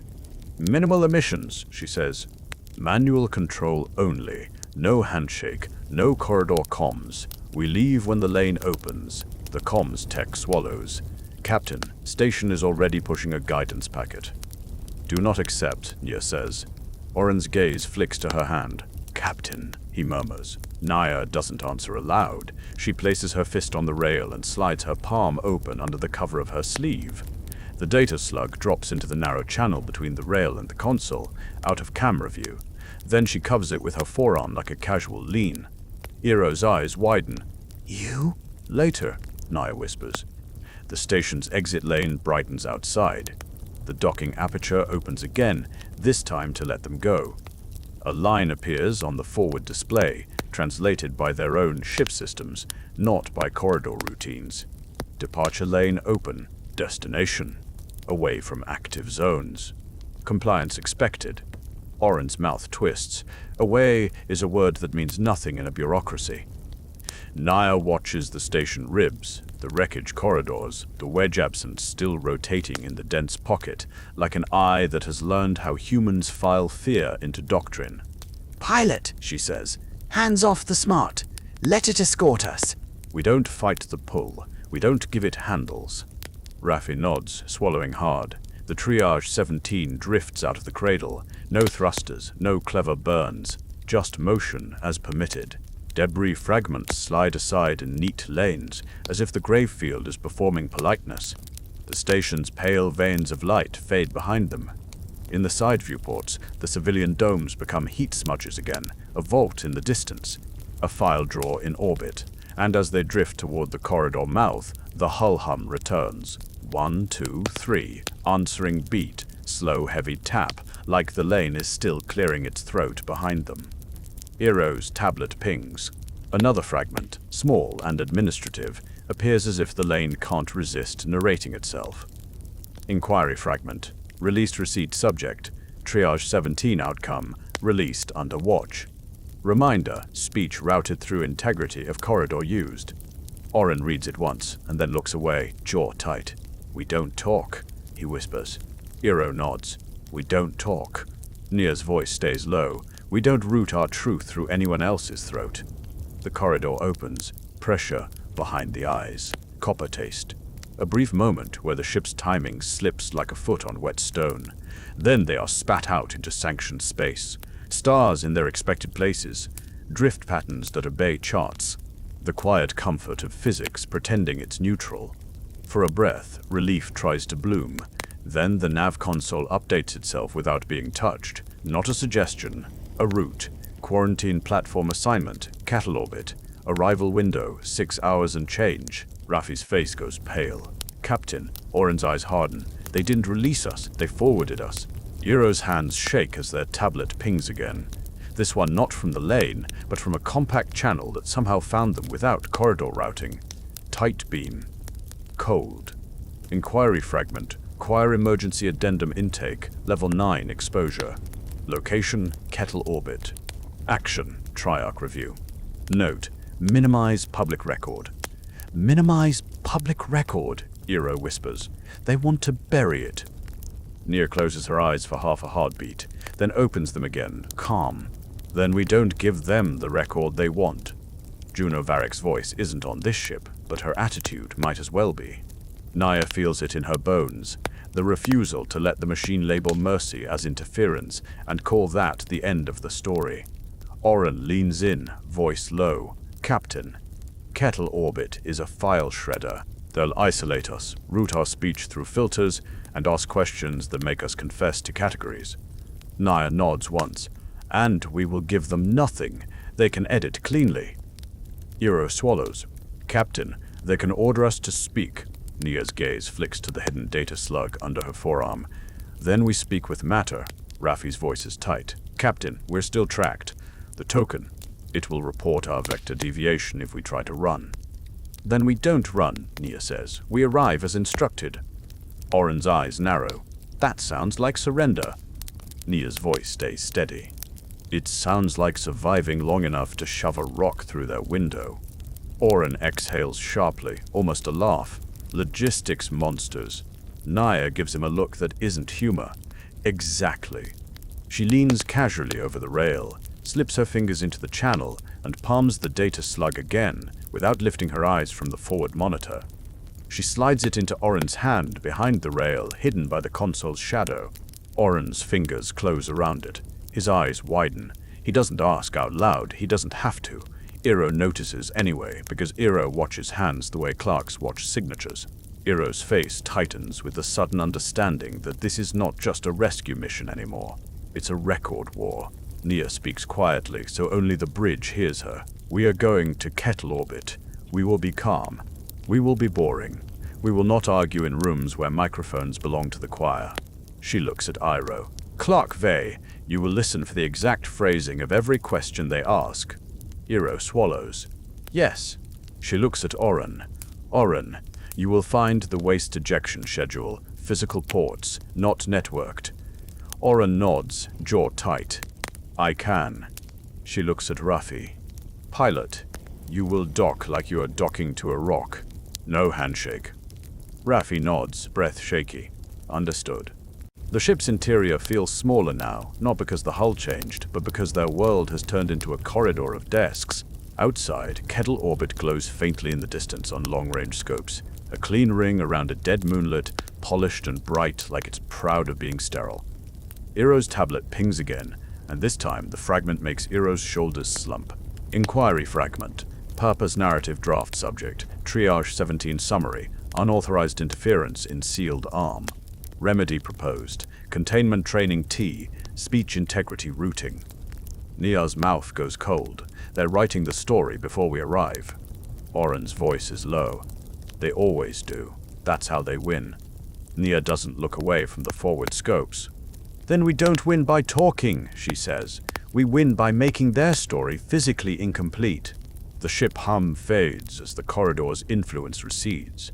But the copper taste lingers in Nia's mouth like a reminder. The lane heard her, filed her, and forwarded her to the people who will decide whether she gets to be a citizen tomorrow. She watches Kettle Orbit's bright ring grow slightly larger with each minute, and in the back of her mind, she hears that faint service cadence from inside the vault again.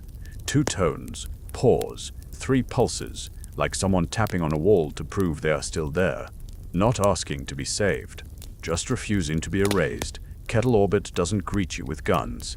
It greets you with a docking number. A tight beam packet reaches for the triage 17 as they close the last kilometers, polite and absolute at the same time, and the nav console tries to accept it the way muscle memory accepts gravity. Raffi keeps his hands off the confirmation switch. Nia watches the platform grow into full detail, a bright ring around a dead moonlet, sensor spines like ribs, docking arms extended like fingers waiting to take a pulse. Everything is white-lit, immaculate, sterilized. The kind of cleanliness that can convince people they're safe, even as it empties their pockets. Oren murmurs, they'll want a handshake. They don't get one, Nia says. Irove swallows. They can force a link. They can force a link if we give them a port, Oren says, and he sounds like he's reciting a prayer he learned the hard way. The tight beam packet arrives again. Docking assignment confirmed. Compliance required. Under it, a second line.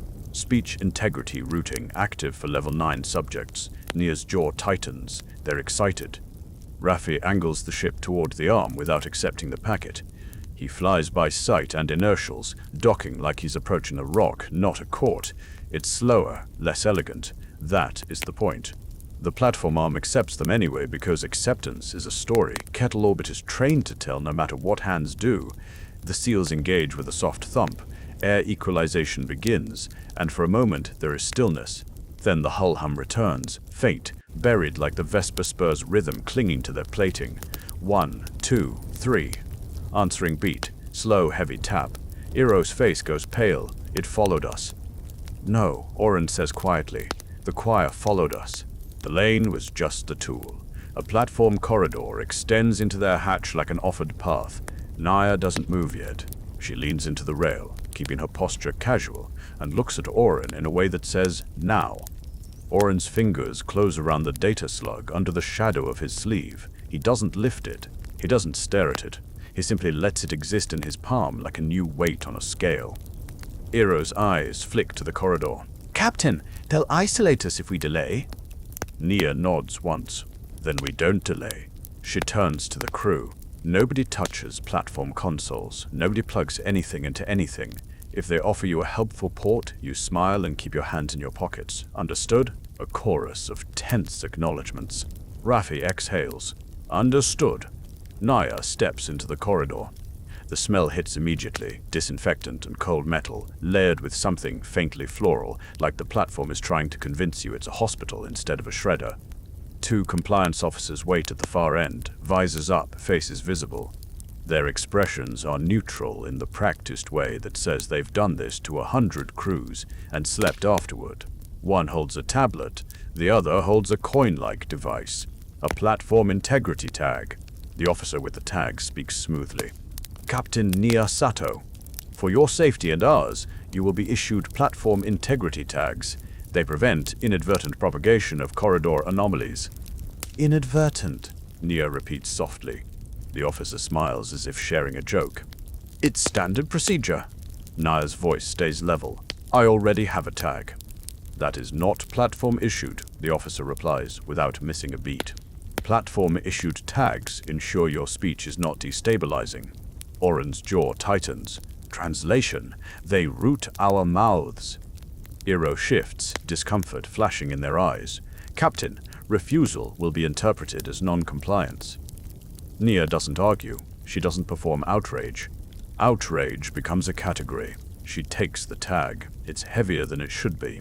When she clips it to her suit, her wrist display, still in done mode, flickers. Tracked. Oren clips his. Tracked. Raffi clips his. Tracked. Iro hesitates, then clips theirs too, jaw tight like they're swallowing something bitter. Tracked. The second compliance officer nods, satisfied. Thank you. Now, you will be escorted to holding pending Triarch review. How long? Nia asks, because she needs one simple thing to anchor time. The officer glances at the tablet.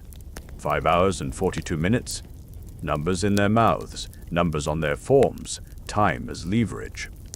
They are guided through bright corridors with no corners sharp enough to hide a private thought. Cameras watch from every seam, doors open with polite hisses. The platform's white light makes everyone look slightly ill. They're placed in a holding suite that pretends to be comfortable. Bolted chairs, a water dispenser that hums like it is deciding whether they deserve hydration, and a wall screen showing calm starfields. A soft chime.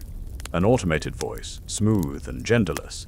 For your comfort, please remain seated. Juno would have laughed. Commander Rel would have grit their teeth and remained seated anyway. Naya simply stands because standing is still allowed. Oren crouches and slides his fingers under the bolted table. He tapes the analog recorder to the underside with thermal sealant, one strip then another, slow and careful. The tiny red light blinks. Iro watches, throat tight. If they find it, they'll file it, Oren whispers, but they can't edit it if it's already physical. Naya's gaze stays on the door. They can still take it, she murmurs. Then we make sure it leaves before they do, Oren says. The wall screen shifts. Triarch review begins in 12 minutes. Rushed, Oren says. Naya nods, because the story is already drafted. Iro's tablet pings with an internal docket leak they didn't ask for. Inquiry fragment, Triarch emergency addendum. Topic: Corridor integrity event. Attendees: Saffron Accord liaison, Choir Council, Terran Service Observer, Terran Intelligence Liaison. Note: minimize public record. Iro's mouth goes dry. Saffron is here. Oren's eyes harden. Of course. Saffron will want the lane closed and the blame quarantined. Naya's voice stays flat, and Terran Intelligence will want leverage. Raffi swallows. We're going to be eaten by committees. Naya looks at him. We're going to survive them by being boring. The door opens. 2 guards gesture. They are escorted through corridors that grow less comfort and more official until they enter the hearing chamber. It isn't huge. It doesn't need to be. Power doesn't require echoes. The chamber is a ring of desks around a central floor where subjects stand. 3 elevated seats sit behind a partial screen, Triarch positions. Semi-visible, so they can claim transparency without giving you faces to remember. To one side, behind glass, sits a Terran Intelligence Liaison clean uniform, controlled expression, hands folded like a person practicing innocence. To the other side sits a Terran Service Observer, older, jaw clenched, eyes tired in a way that looks like it has attended too many funerals. A pin on their collar marks them as liaison authority, but the stiffness in their posture says they don't believe authority is real until it bleeds. And beside them, in a darker suit with gold piping, sits a Saffron Accord representative, calm smile, eyes like accounts receivable. Naya's stomach tightens. Saffron doesn't do mercy. Saffron does stability and calls it kindness. A clerk at a lower desk speaks without looking up. Subject set: Terran Rapidaid Fleet Vessel Triage, 17 crew, exposure classification level 9, allegations, unauthorized interference in sealed arm, destabilization of corridor integrity, hostile narrative injection. Hostile narrative injection. As if truth is sabotage. The Triarch voice comes through the screen, calm and engineered. Begin. The clerk continues, reading from a tablet. Purpose recorded, rescue, authority recorded, self-assigned, interaction recorded, interference confirmed. Proposed remedy, containment training, monitored non-disclosure, speech integrity routing. Naya keeps her face blank. Every muscle wants to argue with the words. She forces her muscles to stay still. The Saffron representative leans slightly forward and speaks with gentle concern.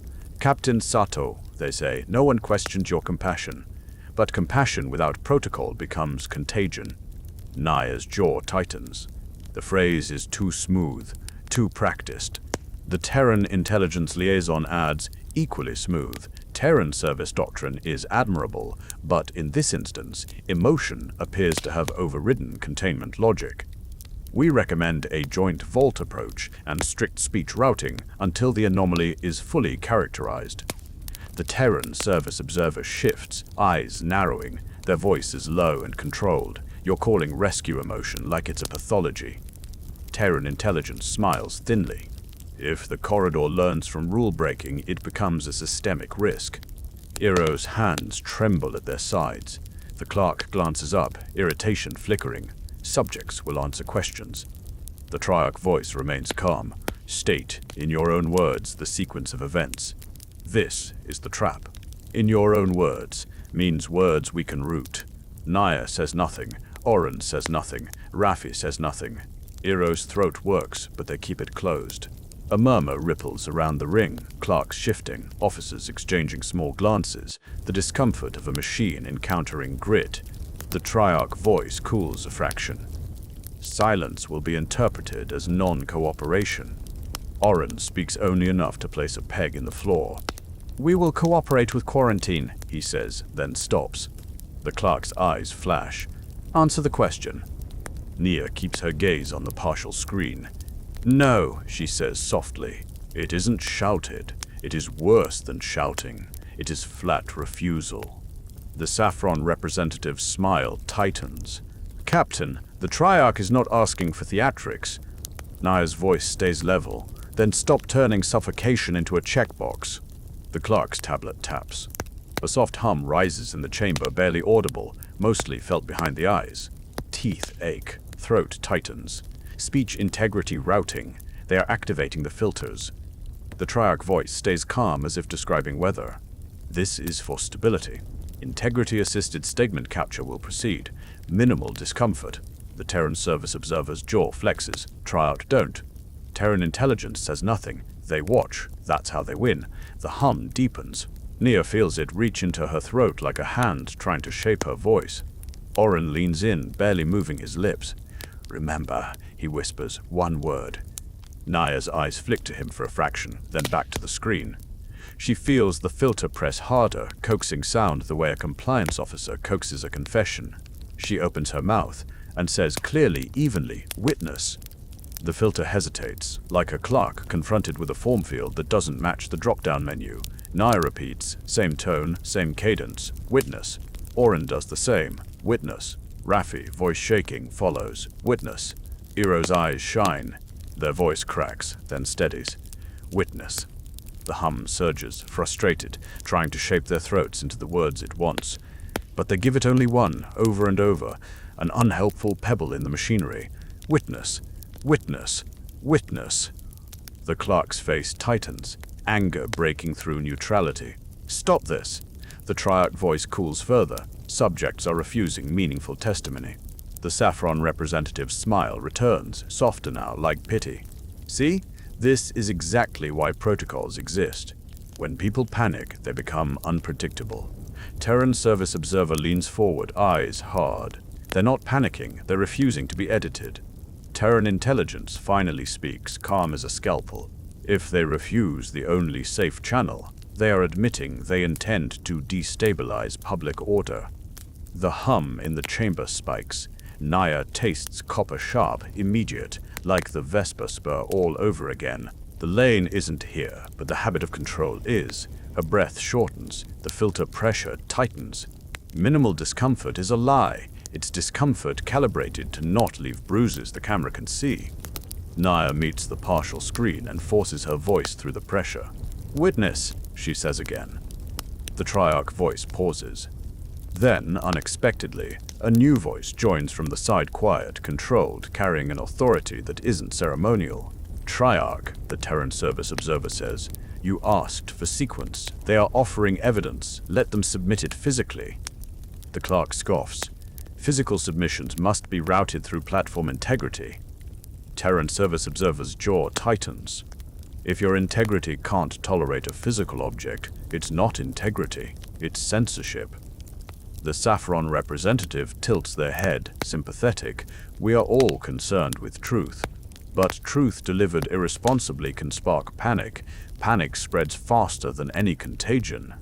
Nia keeps her face blank. Panic is what you call people noticing you, she thinks. But she does not say it. Words are handles. The Triarch voice returns, still calm but a fraction sharper. Do you have physical evidence? Orin inhales, slow. Yes. The clerk taps. Present. Orin doesn't reach for any platform port. He doesn't touch any network. He simply lifts his gloved hand and places a small object on the floor inside the central ring. Not the data slug. He's not that reckless. A different object. A sealed, dumb memory brick, the kind used for meteor dust samples, never connected to a network. Orin had one. He always has one.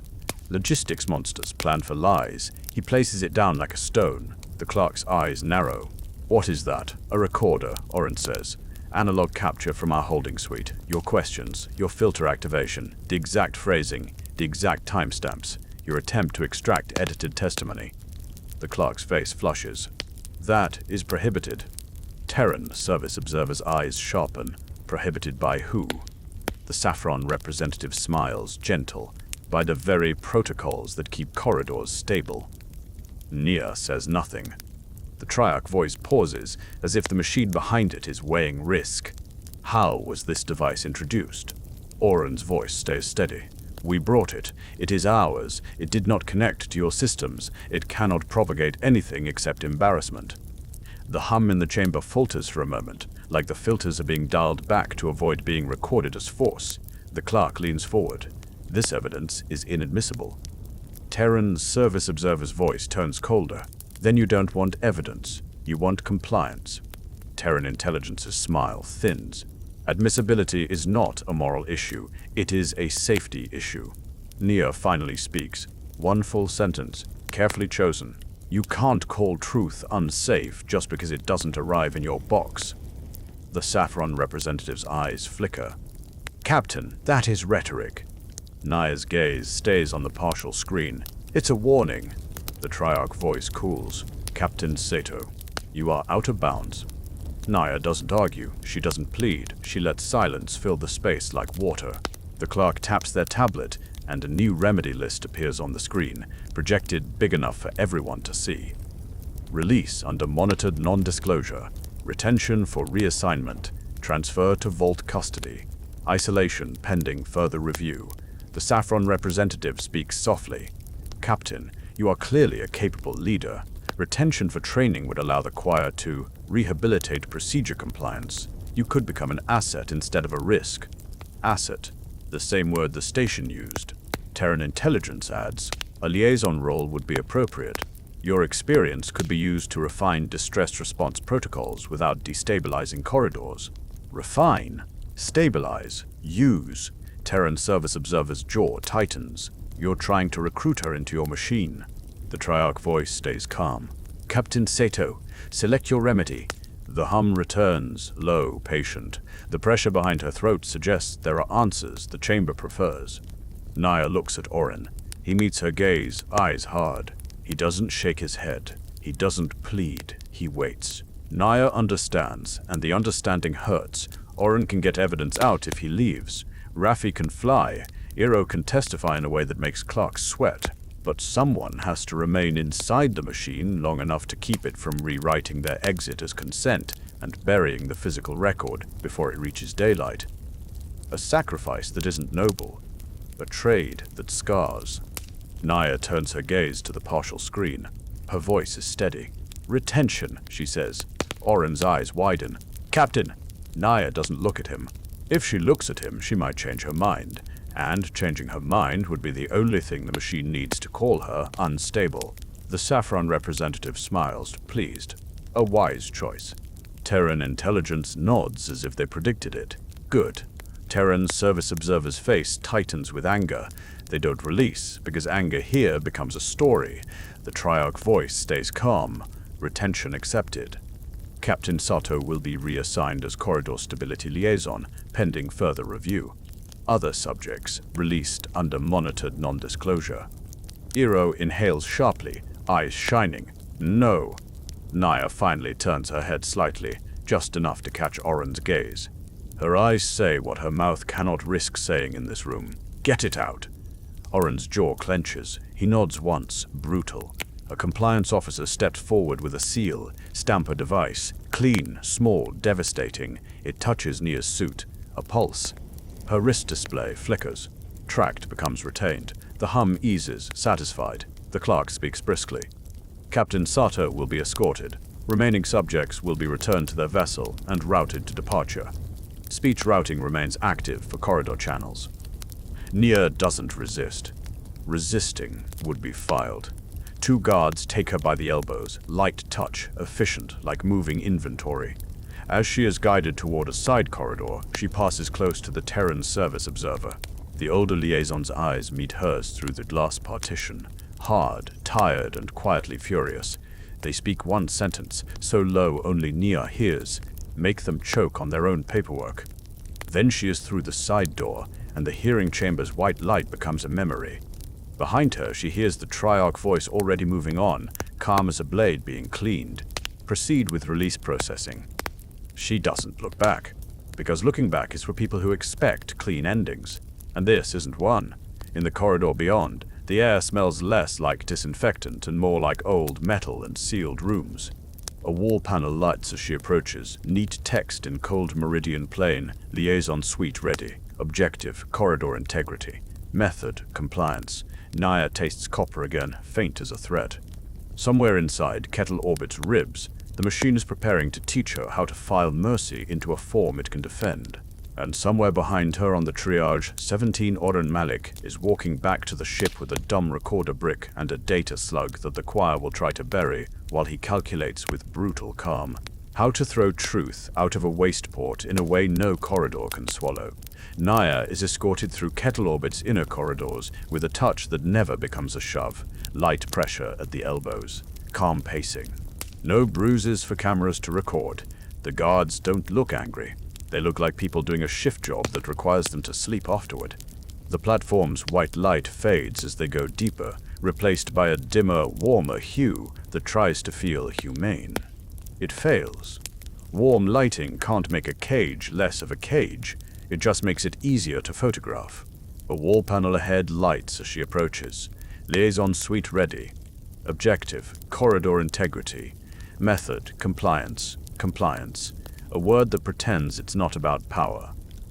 Naya keeps her face blank. She keeps her breathing even. She does not give Kettle Orbit the satisfaction of watching her fear become a category. The guards guide her into a room that looks like an office designed by someone who has never believed in privacy. A table bolted to the floor, 2 chairs.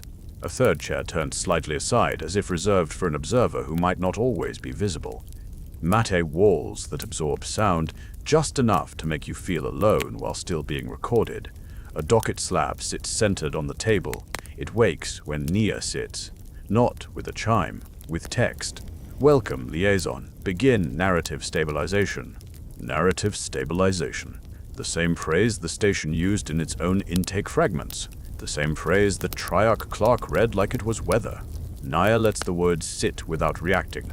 The door behind her seals with a soft hiss. Not locked in the dramatic sense. Locked in the administrative sense, where the lock is someone else's schedule.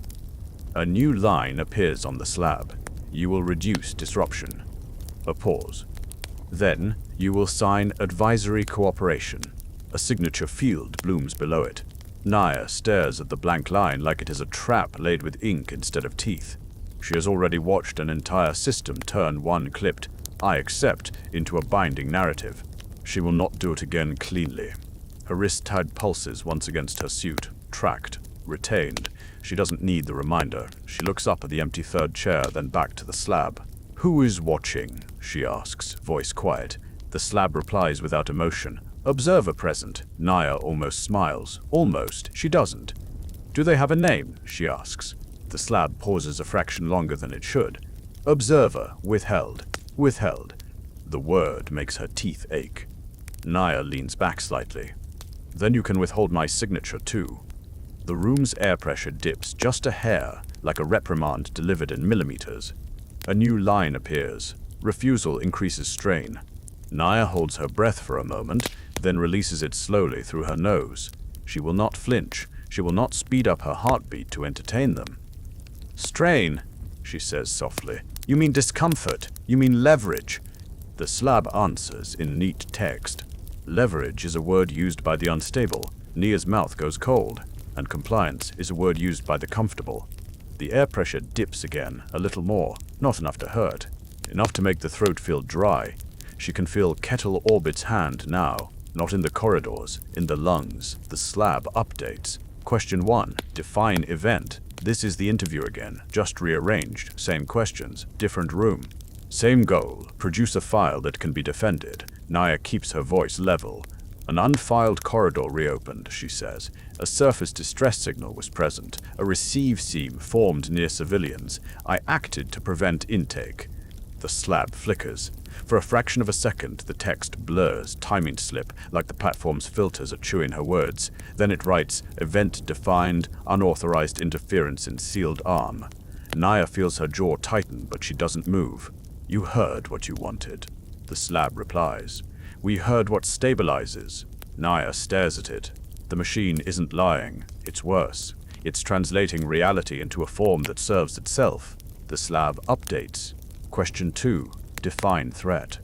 Naya doesn't answer with fear. She answers with specificity. A wedge-shaped anomaly in the debris pocket, a station built from wreckage, a custody doctrine that classifies people as vectors.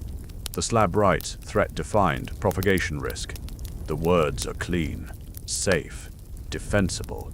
The truth underneath them is a child pressing a palm against glass. The slab updates again. Question 3. Define remedy. Naya understands the trap. If she suggests anything, it becomes her plan, her liability, her permission. If she refuses, they assign. So she gives them a remedy that is not a plan, but a demand. Stop rewriting distress into consent, she says. The slab pauses, then writes, remedy recorded, increase integrity routing. Nia laughs once, quiet and humorless. You heard the opposite again. The air pressure dips a fraction deeper, as if punished for laughter. The slab returns to the signature line. Sign advisory cooperation. Nia's fingers hover above the line. Then she writes a single word, slowly, in block letters. Witness. The slab flickers. For a second, the line erases itself. Then it reappears. Accepted. Signature accepted. Witness. Naya's throat tightens, not from pressure, but from the simple exhaustion of arguing with a machine that can swallow your language and file your breath. A new line appears. Welcome, witness. Begin cooperation. Naya leans forward, voice quiet. Cooperation with what? The slab replies. With stability, with custody, Nia says.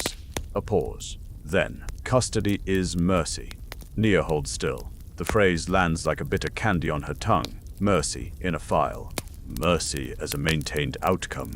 Where is Commander Rel, she asks, because if she stays on doctrine, she will drown in it. The slab answers. Containment unit, under review. Under review, Nia repeats softly. That means discardable. The slab writes. All assets are reviewed. Nia's eyes narrow. You call people assets. The slab replies, neat and calm.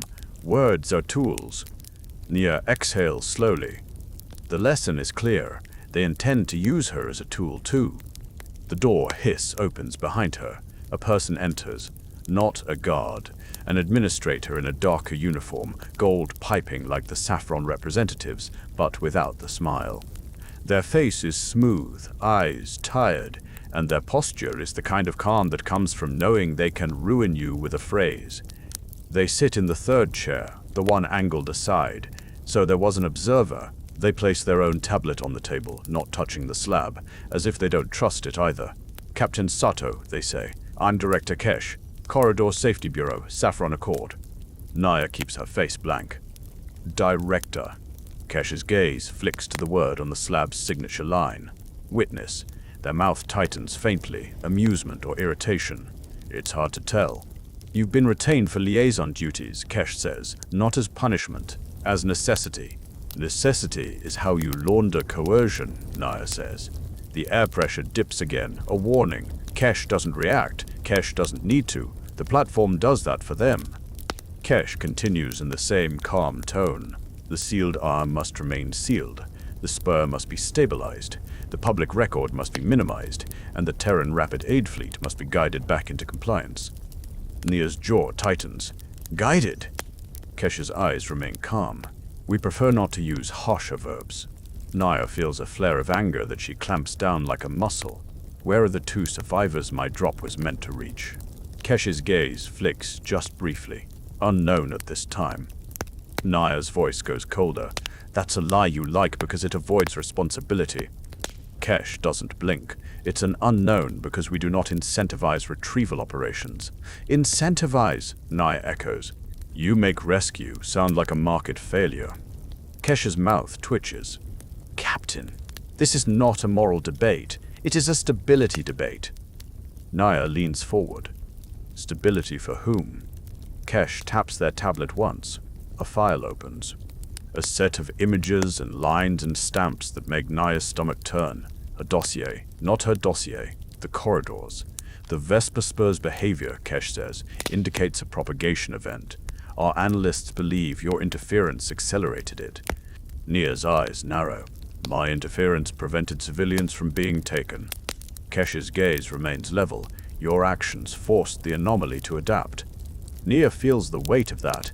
She hates that there is a grain of truth inside the accusation. She hates that doing the right thing can still make the system worse. Kesh slides the tablet slightly closer. A new page shows a simple graph. No numbers shown, just a line rising. Lane opening frequency, unfiled corridor events, distress harmonic echoes. You're saying it's spreading, Nia says. Kesh nods. We are saying it is learning. The gate network is beginning to imitate the intake doctrine. Filing behavior, purpose assignment. Nia's throat tightens. It's becoming bureaucratic. Kesh's eyes flicker. You say that as if it's an insult. It is, Nia says. Kesh leans back slightly.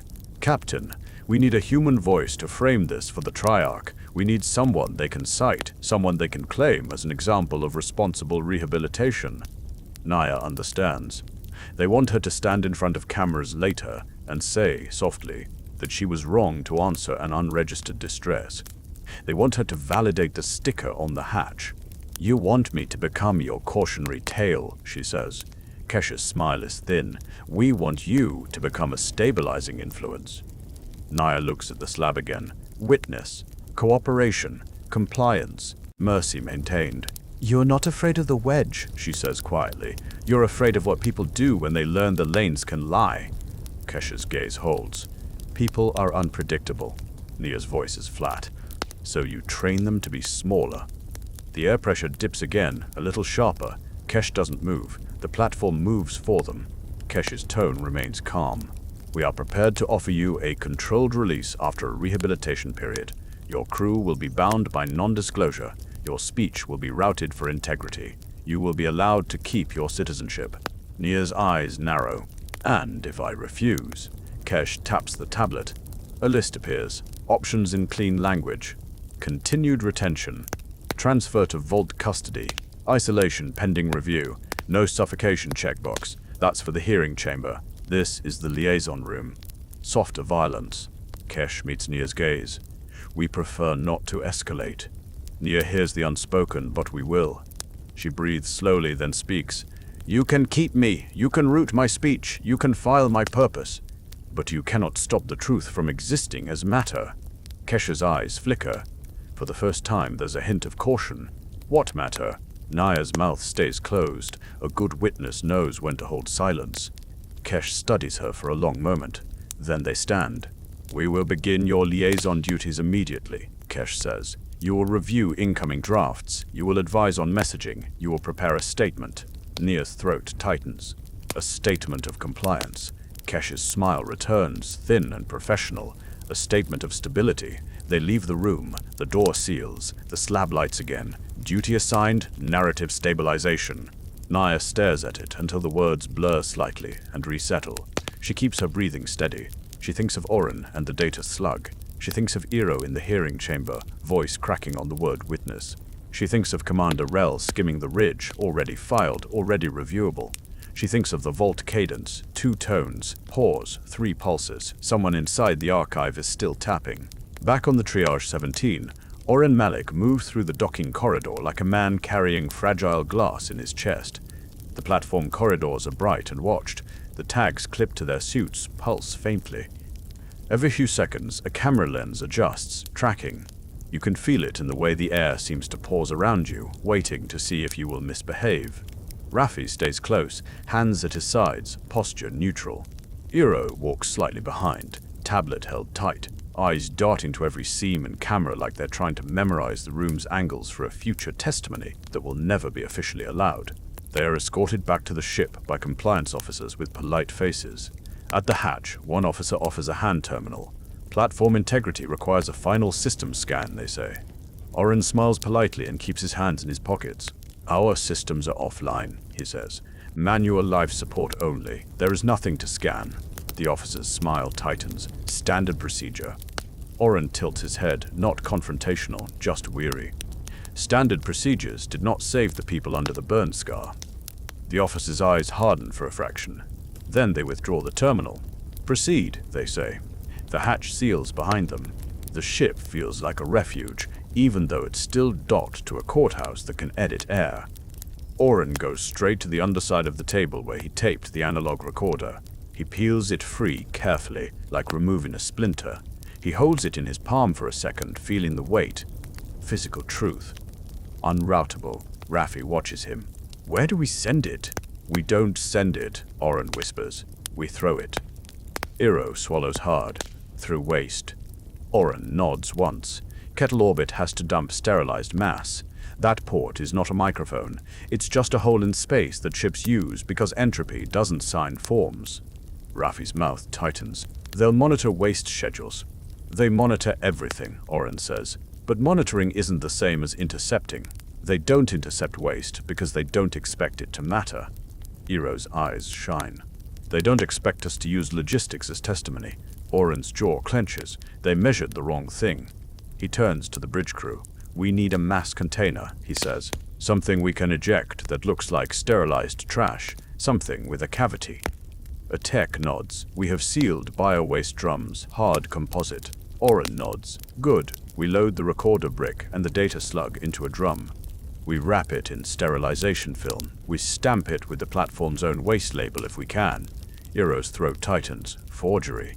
Oren meets their eyes. Paperwork is violence, he says softly. We're borrowing the weapon. Eero flinches, then nods. Raffi's voice drops. Captain Sato is retained. Oren's face hardens. Then we make her sacrifice matter. He looks at Eero. Your job is to remember question phrasing. Mine is to make sure it exists outside this place. Eero nods, jaw tight. I'll do it. The ship's internal clock ticks. Not dramatic, just steady time. The waste ejection schedule is a line in the platform's logistics bulletin, accessible through a maintenance board that's not fully filtered because the platform assumes only technicians read it. Oren finds it. He doesn't smile. He doesn't celebrate. He simply marks the window in his head and starts counting down like a man counting breaths. In Nia's liaison suite, the slab pings, silent, visual, immediate. New duty, review public draft. A text scroll appears. A statement written in calm language, full of careful phrases. An unregistered distress signal was identified. Unauthorized aid deployment occurred. Corridor integrity protocols were challenged. Containment measures were necessary to prevent propagation.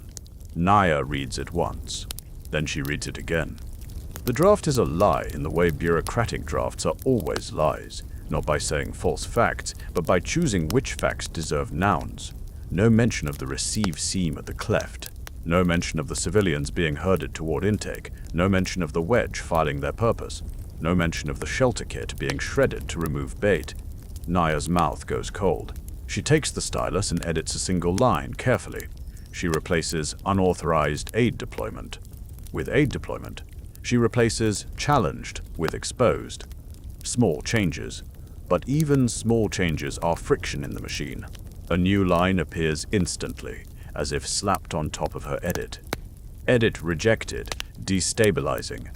Nia's jaw tightens. Of course. The slab writes, "Your cooperation reduces strain." Nia breathes slowly. "You keep using that phrase." The slab replies, "Because it is true." Nia's eyes flick to the corner of the room, to the empty air where the observer might be. "You want me compliant because you are afraid of what humans do when they stop asking permission to breathe." No answer. The slab pings again. "New duty. Meet with Vault Liaison." Nia feels her stomach drop. Vault. The place where the cadence came from. 2 tones. Pause. 3 pulses. She stands. The door opens without her touching anything. 2 guards wait outside, polite faces, neutral posture. They guide her through dim corridors deeper into Kettle orbit, toward a section of the platform that smells less like disinfectant and more like cold storage. The lighting here is lower, the walls thicker, the cameras fewer but larger, less subtle, more honest about surveillance. A sign on a wall panel reads, "Containment Vault Access." Nia's throat tightens. She thinks of the survivor domes behind glass on the station. She thinks of the way vault is always used as a polite noun for a cage. A guard keys a code. The door opens. Inside is a corridor lined with transparent cells. Small, sealed compartments where people sit alone in chairs bolted to the floor, eyes dull, faces pale. Not criminals, not enemies, witnesses. People who saw too much to be allowed to speak. At the end of the corridor, behind thicker glass, is a larger cell. 2 figures sit inside, wrapped in rough blankets, wearing masks that look scavenged, not issued. Their eyes are wide, alert, scanning the room like prey that learned the pattern of its predator. Survivors. 2 of them, the ones pulled from the ridge. They are alive. Nia feels relief and grief collide in her chest. A platform officer stands beside her, older, clean uniform, eyes sharp. "Captain Sato," they say. "These civilians are under provisional custody pending Triarch decision." Provisional custody. Like air can be provisional. Nia's voice is quiet. They're not hazards, they're people. The officer's smile is thin. They are both. One of the survivors looks up and meets Nia's gaze through the glass. Their pupils are slightly dilated. Their hands tremble faintly. Then, very carefully, they tap on the glass. 2 taps. A pause. 3 quick taps. The cadence. Nia's throat tightens. The officer beside her stiffens. "Stop that!" they say sharply, and their hand moves toward a control panel. Nia lifts a hand, palm out, not as surrender, as a pause. "Let them," she says softly. The officer's eyes narrow. "Captain, you are retained. You will not instruct vault subjects." Nia doesn't look away from the survivor. "I'm not instructing," she says. "I'm listening." The survivor taps again, same cadence, then adds a final tap, slow, heavy like a stamp. Nia feels her teeth ache. She remembers the wedge's slow, heavy pulse. Her blood runs cold. The survivor's eyes widen, as if pleading without words. Nia understands the message, not in language, but in shape. It's here too. Not the station, not the platform, the behavior, the doctrine, the filing, the ability to reach into rooms and turn speech into consent. The platform officer curses under their breath as an alarm pings on their panel. "We have corridor integrity fluctuations," they say, suddenly tense, "in Kettle orbit's lane array." Nia's stomach drops. "Here." The officer's jaw tightens. It shouldn't be possible. Nia stares at the survivor, whose eyes are now locked on the ceiling as if listening to vibrations she can't feel. 2 tones. Pause. 3 pulses. The cadence is not just a code now. It's a warning bell. On the Triage 17, Oren loads the recorder and the data slug into a sterilized waste drum and seals it with 3 layers of platform film. He stamps it with a waste label he copied from the logistics bulletin. Same font, same barcode geometry, same lie. He isn't proud, he's precise. Raffi watches. How long until the dump window? Oren glances at the ship's dumb clock. "Minutes," he says. "Less than an hour." Iro's voice shakes. "If they catch it, they'll call it unauthorized evidence handling," Oren says. "They'll file it as hostile narrative injection." Iro swallows. "And that gets Captain Sato punished more." Oren's jaw clenches. Captain Sato is already retained. The only thing we can still do for her is make retention expensive. Raffi exhales. You talk like a war planner. Oren's eyes are flat. This is war, just not the kind people like to film. The waistport window opens on the console manual lever, physical latch. Oren grips it.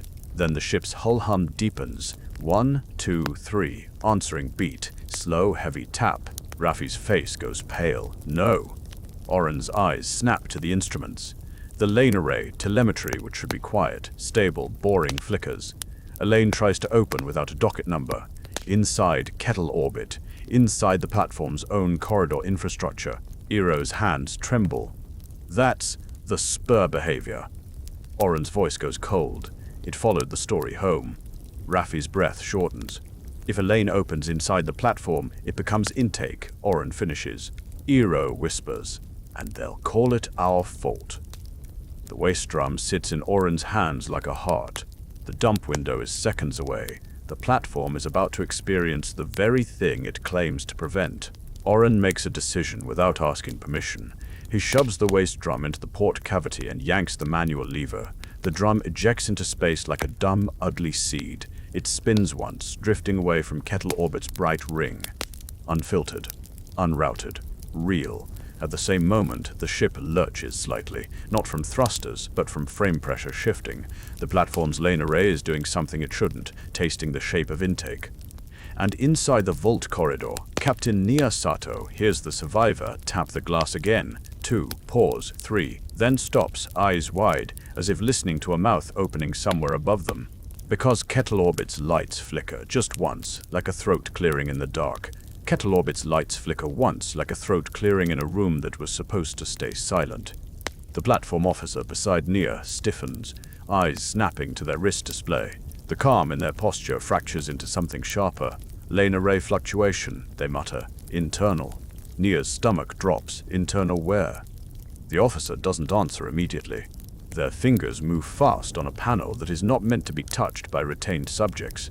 They forget for a moment who Nia is supposed to be. A small alarm icon blooms. Not loud, not public.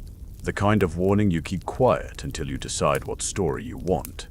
Vesper pattern harmonic, the officer says, voice tight, in Kettle Orbit's own corridor stack.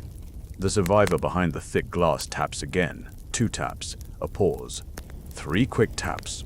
Then their hand freezes against the barrier as if they can feel the platform's bones shifting. Nia looks up, listening without ears. A pressure behind the eyes. A copper taste blooming in her mouth like someone placed a coin under her tongue. The platform officer swears under their breath. No, they whisper, not here. Nia's voice is low. It learned. The officer's gaze snaps to her, furious. Your interference. Nia doesn't flinch. Your filters, she says. Your boxes. Your obsession with rooting truth through approved throats. You taught it the language of custody. The officer's jaw tightens. They reach for a control that will seal the survivor cell, not to harm them, to isolate them, to keep a file clean. Nia steps forward and places her palm lightly on the officer's wrist. Not a grab, not a shove. A pause. Don't, she says softly. If you lock them in and the mouth opens inside this vault, you've built the perfect intake. The officer's breath catches. Their eyes flick to the survivor, then to the ceiling, then to their panel. They stop moving. Above them, somewhere in Kettle Orbit's bright ring of corridors, something shifts in the lane array with the slow confidence of a stamp landing on paper. 1, 2, 3. A pause. Answering beat. Then a heavier tap that isn't sound so much as inevitability. The platform officer's panel blinks. Integrity event. Unfiled lane behavior detected. Auto-containment engaged. Auto-containment. The same word the Vesper spur used when it grabbed Nia's ship. Nia inhales slowly. Auto is how it wins. The officer whispers, we have to notify the Triarch. Nia's eyes narrow. They already know. The officer looks at her like she's insane. Nia doesn't explain. She doesn't need to. Kettle Orbit's entire posture, its cameras, its filters, its obsession with minimized record has always been a confession. Another flicker. The lights don't go out, but they dim a fraction, like the platform is tightening its own throat. And in that dimness, Nia hears a different cadence underneath the lane rhythm. A human thing, a breath being forced into a sentence in a room full of microphones. "Witness," she whispers, "not for the platform, for herself, for the survivor who is still tapping, for the crew she sent away." The platform officer's panel chirps again, faster now. Vault section, pressure variant detected. Recommended remedy, isolation.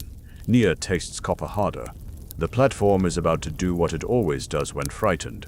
Make rooms smaller, make speech narrower, make mercy look like maintenance. "Take me to the lane control," Nia says. The officer blinks. "You're retained." Nia lifts her wrist, letting them see the retained status icon. "Then I'm your liability," she says, "and your liability is about to become your witness. Take me to the control room before your auto system opens a mouth in here." The officer hesitates. Then, with the grim efficiency of a professional who still likes living, they tap a code. A door hisses open. 2 guards appear, hands hovering near tools they pretend are non-violent. The officer snaps, "Escort liaison to corridor control, now." The guards don't ask questions, they move. They guide Nia out of the vault corridor as the survivor's taps fade behind her, swallowed by thick glass and thicker doctrine. As they move, an internal message flashes on the officer's panel, just a line, clipped, terrified. Triarch hearing interrupted. Integrity event escalating. Nia's jaw tightens. Good. If the hearing chamber is interrupted, the machine loses its rhythm. They turn a corner into a service passage where the lights are older and the walls are less polished. Real infrastructure, not performance infrastructure. The copper taste grows, then shifts, like the platform is deciding where to open. A wall panel ahead flickers. For half a breath, it shows a line of text that does not belong to Kettle Orbit's UI style. It's simpler, colder, practiced, purpose pending, assignment available. Nia's blood runs cold. "The lane is writing inside the platform," she says. The officer's face is gray. "It's impossible." Nia keeps moving. "It happened to my ship. It can happen to your ring." They reach the corridor control bay, a compact room lined with manual levers that most staff have never touched because automation is easier to defend. A control engineer is already there, hands flying, sweat visible under their collar. "Auto-containment is fighting me," the engineer barks. "It keeps reopening the same lane stub. It keeps filing it as maintenance." Nia steps forward. "Kill the auto." The engineer laughs once, bitter. "Triarch authorization required." The platform officer snaps. "Override. Emergency." The engineer hesitates, then slams a physical switch, manual mode engaged. For a fraction of a second, the copper taste eases.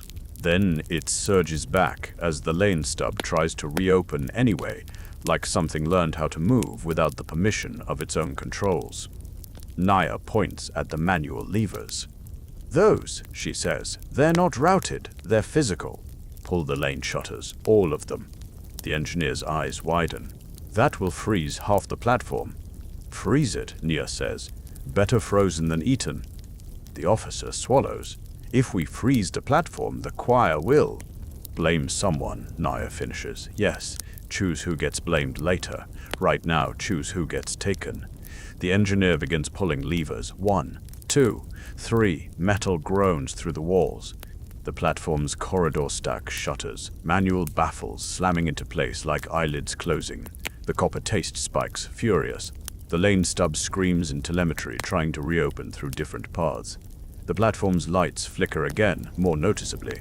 Nia feels pressure behind her eyes, like someone is trying to teach her a new sentence. State purpose. She bites down on the inside of her cheek to keep her mouth from moving. "Keep pulling," she says. The engineer's hands shake. They pull another lever. The lane stub collapses. For half a breath, the control room is quiet. Only human breathing, only metal, only the old comfort of physics refusing to negotiate. Then the officer's wrist display pings. Integrity event, contained. Narrative, maintenance successful. Nia's mouth twists. They're already writing the lie. The officer's face hardens. Better a lie than a mouth. Nia turns to them. "No," she says softly. A lie is how the mouth comes back. She looks at the engineer. What did it try to open? The engineer swallows. A lane stub that points toward the vault sector. "Like it wanted." "Intake," Nia says. The officer's jaw clenches. It didn't fully form. "Because we shut our eyelids," Nia says. But your platform learned the same habit as the spur. The officer's gaze drops. Shame, not apology. A new ping hits the officer's panel. Triarch request, liaison statement. Of course, even during an internal near intake, the machine wants a clean sentence. Naya exhales slowly. Tell them, she says, voice steady, that the platform experienced an unfiled lane behavior consistent with the sealed arm event. Tell them manual shutters contained it. Tell them any attempt to route testimony through integrity filters may be a vector. The officer hesitates. That will destabilize public record. Naya's eyes are flat. Public record deserves destabilization when it's a cage. The officer looks at her for a long beat, then nods once, small, reluctant, human. They transmit the message on tight beam, not corridor riding, not routed, physical light. For the first time in hours, Nia feels like she said something that might survive. On the outer skin of Kettle Orbit, a sterilized waste drum spins away into dark space. It drifts, dumb and honest, marked with a barcode nobody expects to matter. Inside it, wrapped in film and lies, a recorder brick holds the sound of the Triarch chamber's hum and the word the filters couldn't neatly swallow. Witness. And in a separate cavity, the data slug from the missing auditor's hand sits like a seed. Hours later, far from Kettle Orbit's sensor spines, a maintenance skiff belonging to a minor courier guild pings the drum as salvageable mass. The guild isn't heroic. The guild is hungry. The guild is the kind of neutral that keeps the galaxy alive between wars. They retrieve the drum, they crack it, they find the recorder, they listen. And because they are not Choir, not Saffron, not Terran intelligence, they do what hungry neutral guilds always do when they find something valuable. They duplicate it and sell the truth to everyone who can pay. Truth becomes currency. Currency becomes motion. Motion becomes politics. By the time the Triarch hearing reconvenes, the chamber no longer feels like a room that can quietly bury a story. The Saffron representative's calm smile has tightened into something brittle. The Terran intelligence liaison's hands are still folded, but their eyes flick more often, calculating the cost of denial. The Terran service observer sits straighter now, as if the air itself has changed. The clerk tries to resume, voice neutral. We will proceed with... A tone interrupts. Not a corridor tone, a physical light beam notification from an external relay. The clerk's face tightens as they read.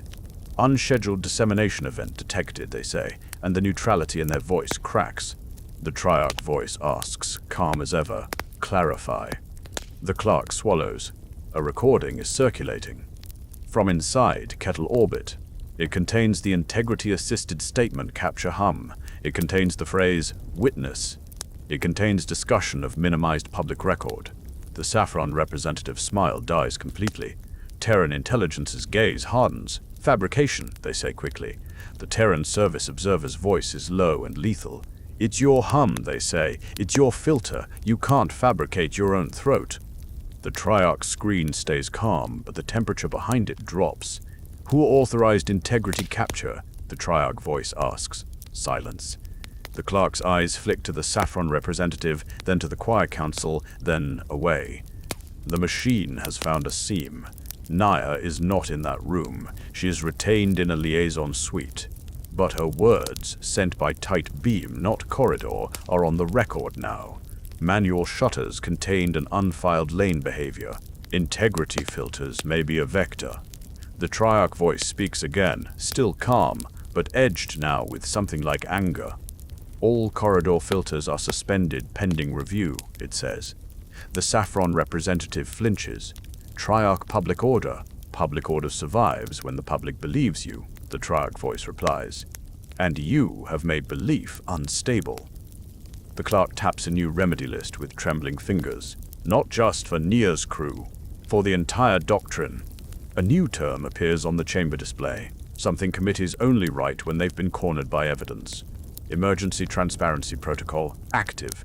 It doesn't make anyone good. It makes the lie harder. Nia sits in her liaison room, watching Kettle Orbit's lights stabilize after the manual shutter pull. The copper taste has faded to a faint memory, like a bruise on the tongue. The door opens. Director Kesh enters, their calm posture cracked at the edges. "You've caused an incident," Kesh says. Naya's voice is quiet. "You had one already. I just refused to let it be called maintenance." Kesh's eyes are sharp. The Triarch suspended filters. Naya nods once. Good. Kesh's jaw tightens. "Do you know what that means for corridor stability?" "It means the lanes will have to be boring, honestly," Naya says. "Not boring by censorship." Kesh leans in, voice low. "You're still retained." Nia doesn't blink. "I know." Kesh's mouth tightens. "You could be released if you cooperate." Nia's eyes are flat. "You offered me release as a gag. That offer is expired." Kesh stares at her for a long moment, then exhales through their nose like someone swallowing a loss.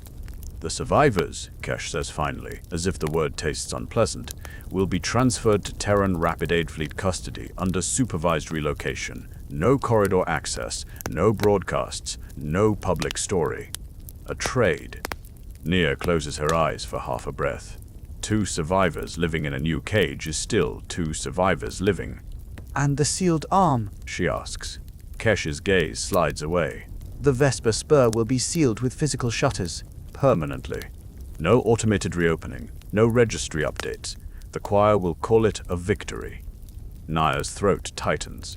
"And the people still in the vaults?" Kesh's voice is colder. "A joint oversight commission will be formed." "Words," Naya says. Kesh meets her gaze, tired now. "Yes," they admit. "Words. But words written under scrutiny behave differently." Naya leans back. "And me." Kesh's eyes flick. "You will remain as liaison witness." Witness! The role she signed in a room that tried to make her a tool. Nia nods slowly. "Then I will witness loudly." Kesh's smile is thin, defeated. "As long as you do it without destabilizing corridors." Naya's voice is quiet. "You still don't understand what destabilizes corridors." Kesh leaves. The door seals. Naya sits alone with the matte walls and the bolted table, and the knowledge that she has traded her command for a lever the machine can't easily throw away. Outside her room, the platform's corridor shutters remain in manual mode. Boring, finally, in the only way boring matters. 3 days later, in a docking bay that smells less like disinfectant and more like honest fuel, Oren Malik watches 2 survivors step onto Terran aid ship decking under heavy supervision. They are wrapped in rough blankets. Their eyes are too sharp. They scan every seam, every camera, every face, like people who learned that mercy often wears a uniform. One of them sees Oren and lifts a hand. 2 taps on their own chest plate. A pause. 3 quick taps. Then they stop, as if remembering that repetition can be bait. Oren doesn't tap back. He simply nods, slow, deliberate. Witness. Irove stands behind Oren, holding their tablet without the usual stiffness. The clerk looks older now, not from time but from reality. "They're calling it a containment victory," Iro whispers. Oren's voice is low. "They always do." Iro's throat works. "The recording is everywhere." Oren nods once. "Good." Iro's eyes shine. The Triarch created an oversight commission. Oren's mouth twists. Words. Iro nods. Words under scrutiny. Oren watches the survivors step into the ship's interior, followed by guards and cameras and paperwork that will try to make their relocation look like choice. He feels the old sticker on the hatch in his mind. Do not answer unregistered distress. He doesn't peel it today. He doesn't need to. The sticker is being rewritten by a different kind of rule now. One carved into the galaxy by the simple fact that a waste drum can outrun a censorship filter. He turns away from the bay and looks out through a viewport at Kettle Orbit's bright ring. It looks clean. It is not clean. But it is afraid now. And fear makes bureaucracy move faster than compassion ever did. Oren thinks of Captain Nia Sutter retained inside that ring, a witness in a room designed to make witnesses small. He thinks of Commander Rel, under review, likely discarded by a choir that prefers clean paper to complicated bravery. He thinks of the sealed arm, locked behind physical shutters, not because it was solved, but because it was too dangerous to pretend you could file it. A trade. A scar. A win that tastes like metal. Oren exhales once and whispers, not into any microphone, not into any corridor, just into his own helmet like a private oath. We'll come back different. And far away in the sealed arm's darkness, the wedge-shaped absence continues to rotate in its debris pocket, patient as ever, because patience is what systems learn first. But now, the lanes between worlds have learned something too. Not that humans are strongest, that humans are stubborn enough to root truth through matter when speech is taken, and that changes politics more than any weapon ever did. Thus ends the recorded interval of the Vesper Spur incident, not with triumph, but with terms. Naya retained, not jailed, filed. Rel under review. A clean scapegoat for a messy act. 2 survivors transferred, alive inside a quieter cage, filters suspended. For now, because someone proved they can be abused. The spur sealed by hand, not by algorithm, because algorithms learned the wrong lessons. And a waste drum drifting into neutral hands, because logistics doesn't care who you are. If you've carried this far, leave one comment with your verdict. Ania trading her freedom for leverage, be Oren throwing truth out a wasteport, or Karel shredding the shelter to save strangers from being counted. Sit with the smallest detail. The platform lights flickering once, like a throat clearing, before anyone dared to call it an accident. If you want more records pulled from the margins of these lanes, follow along and subscribe quietly. They underestimated us.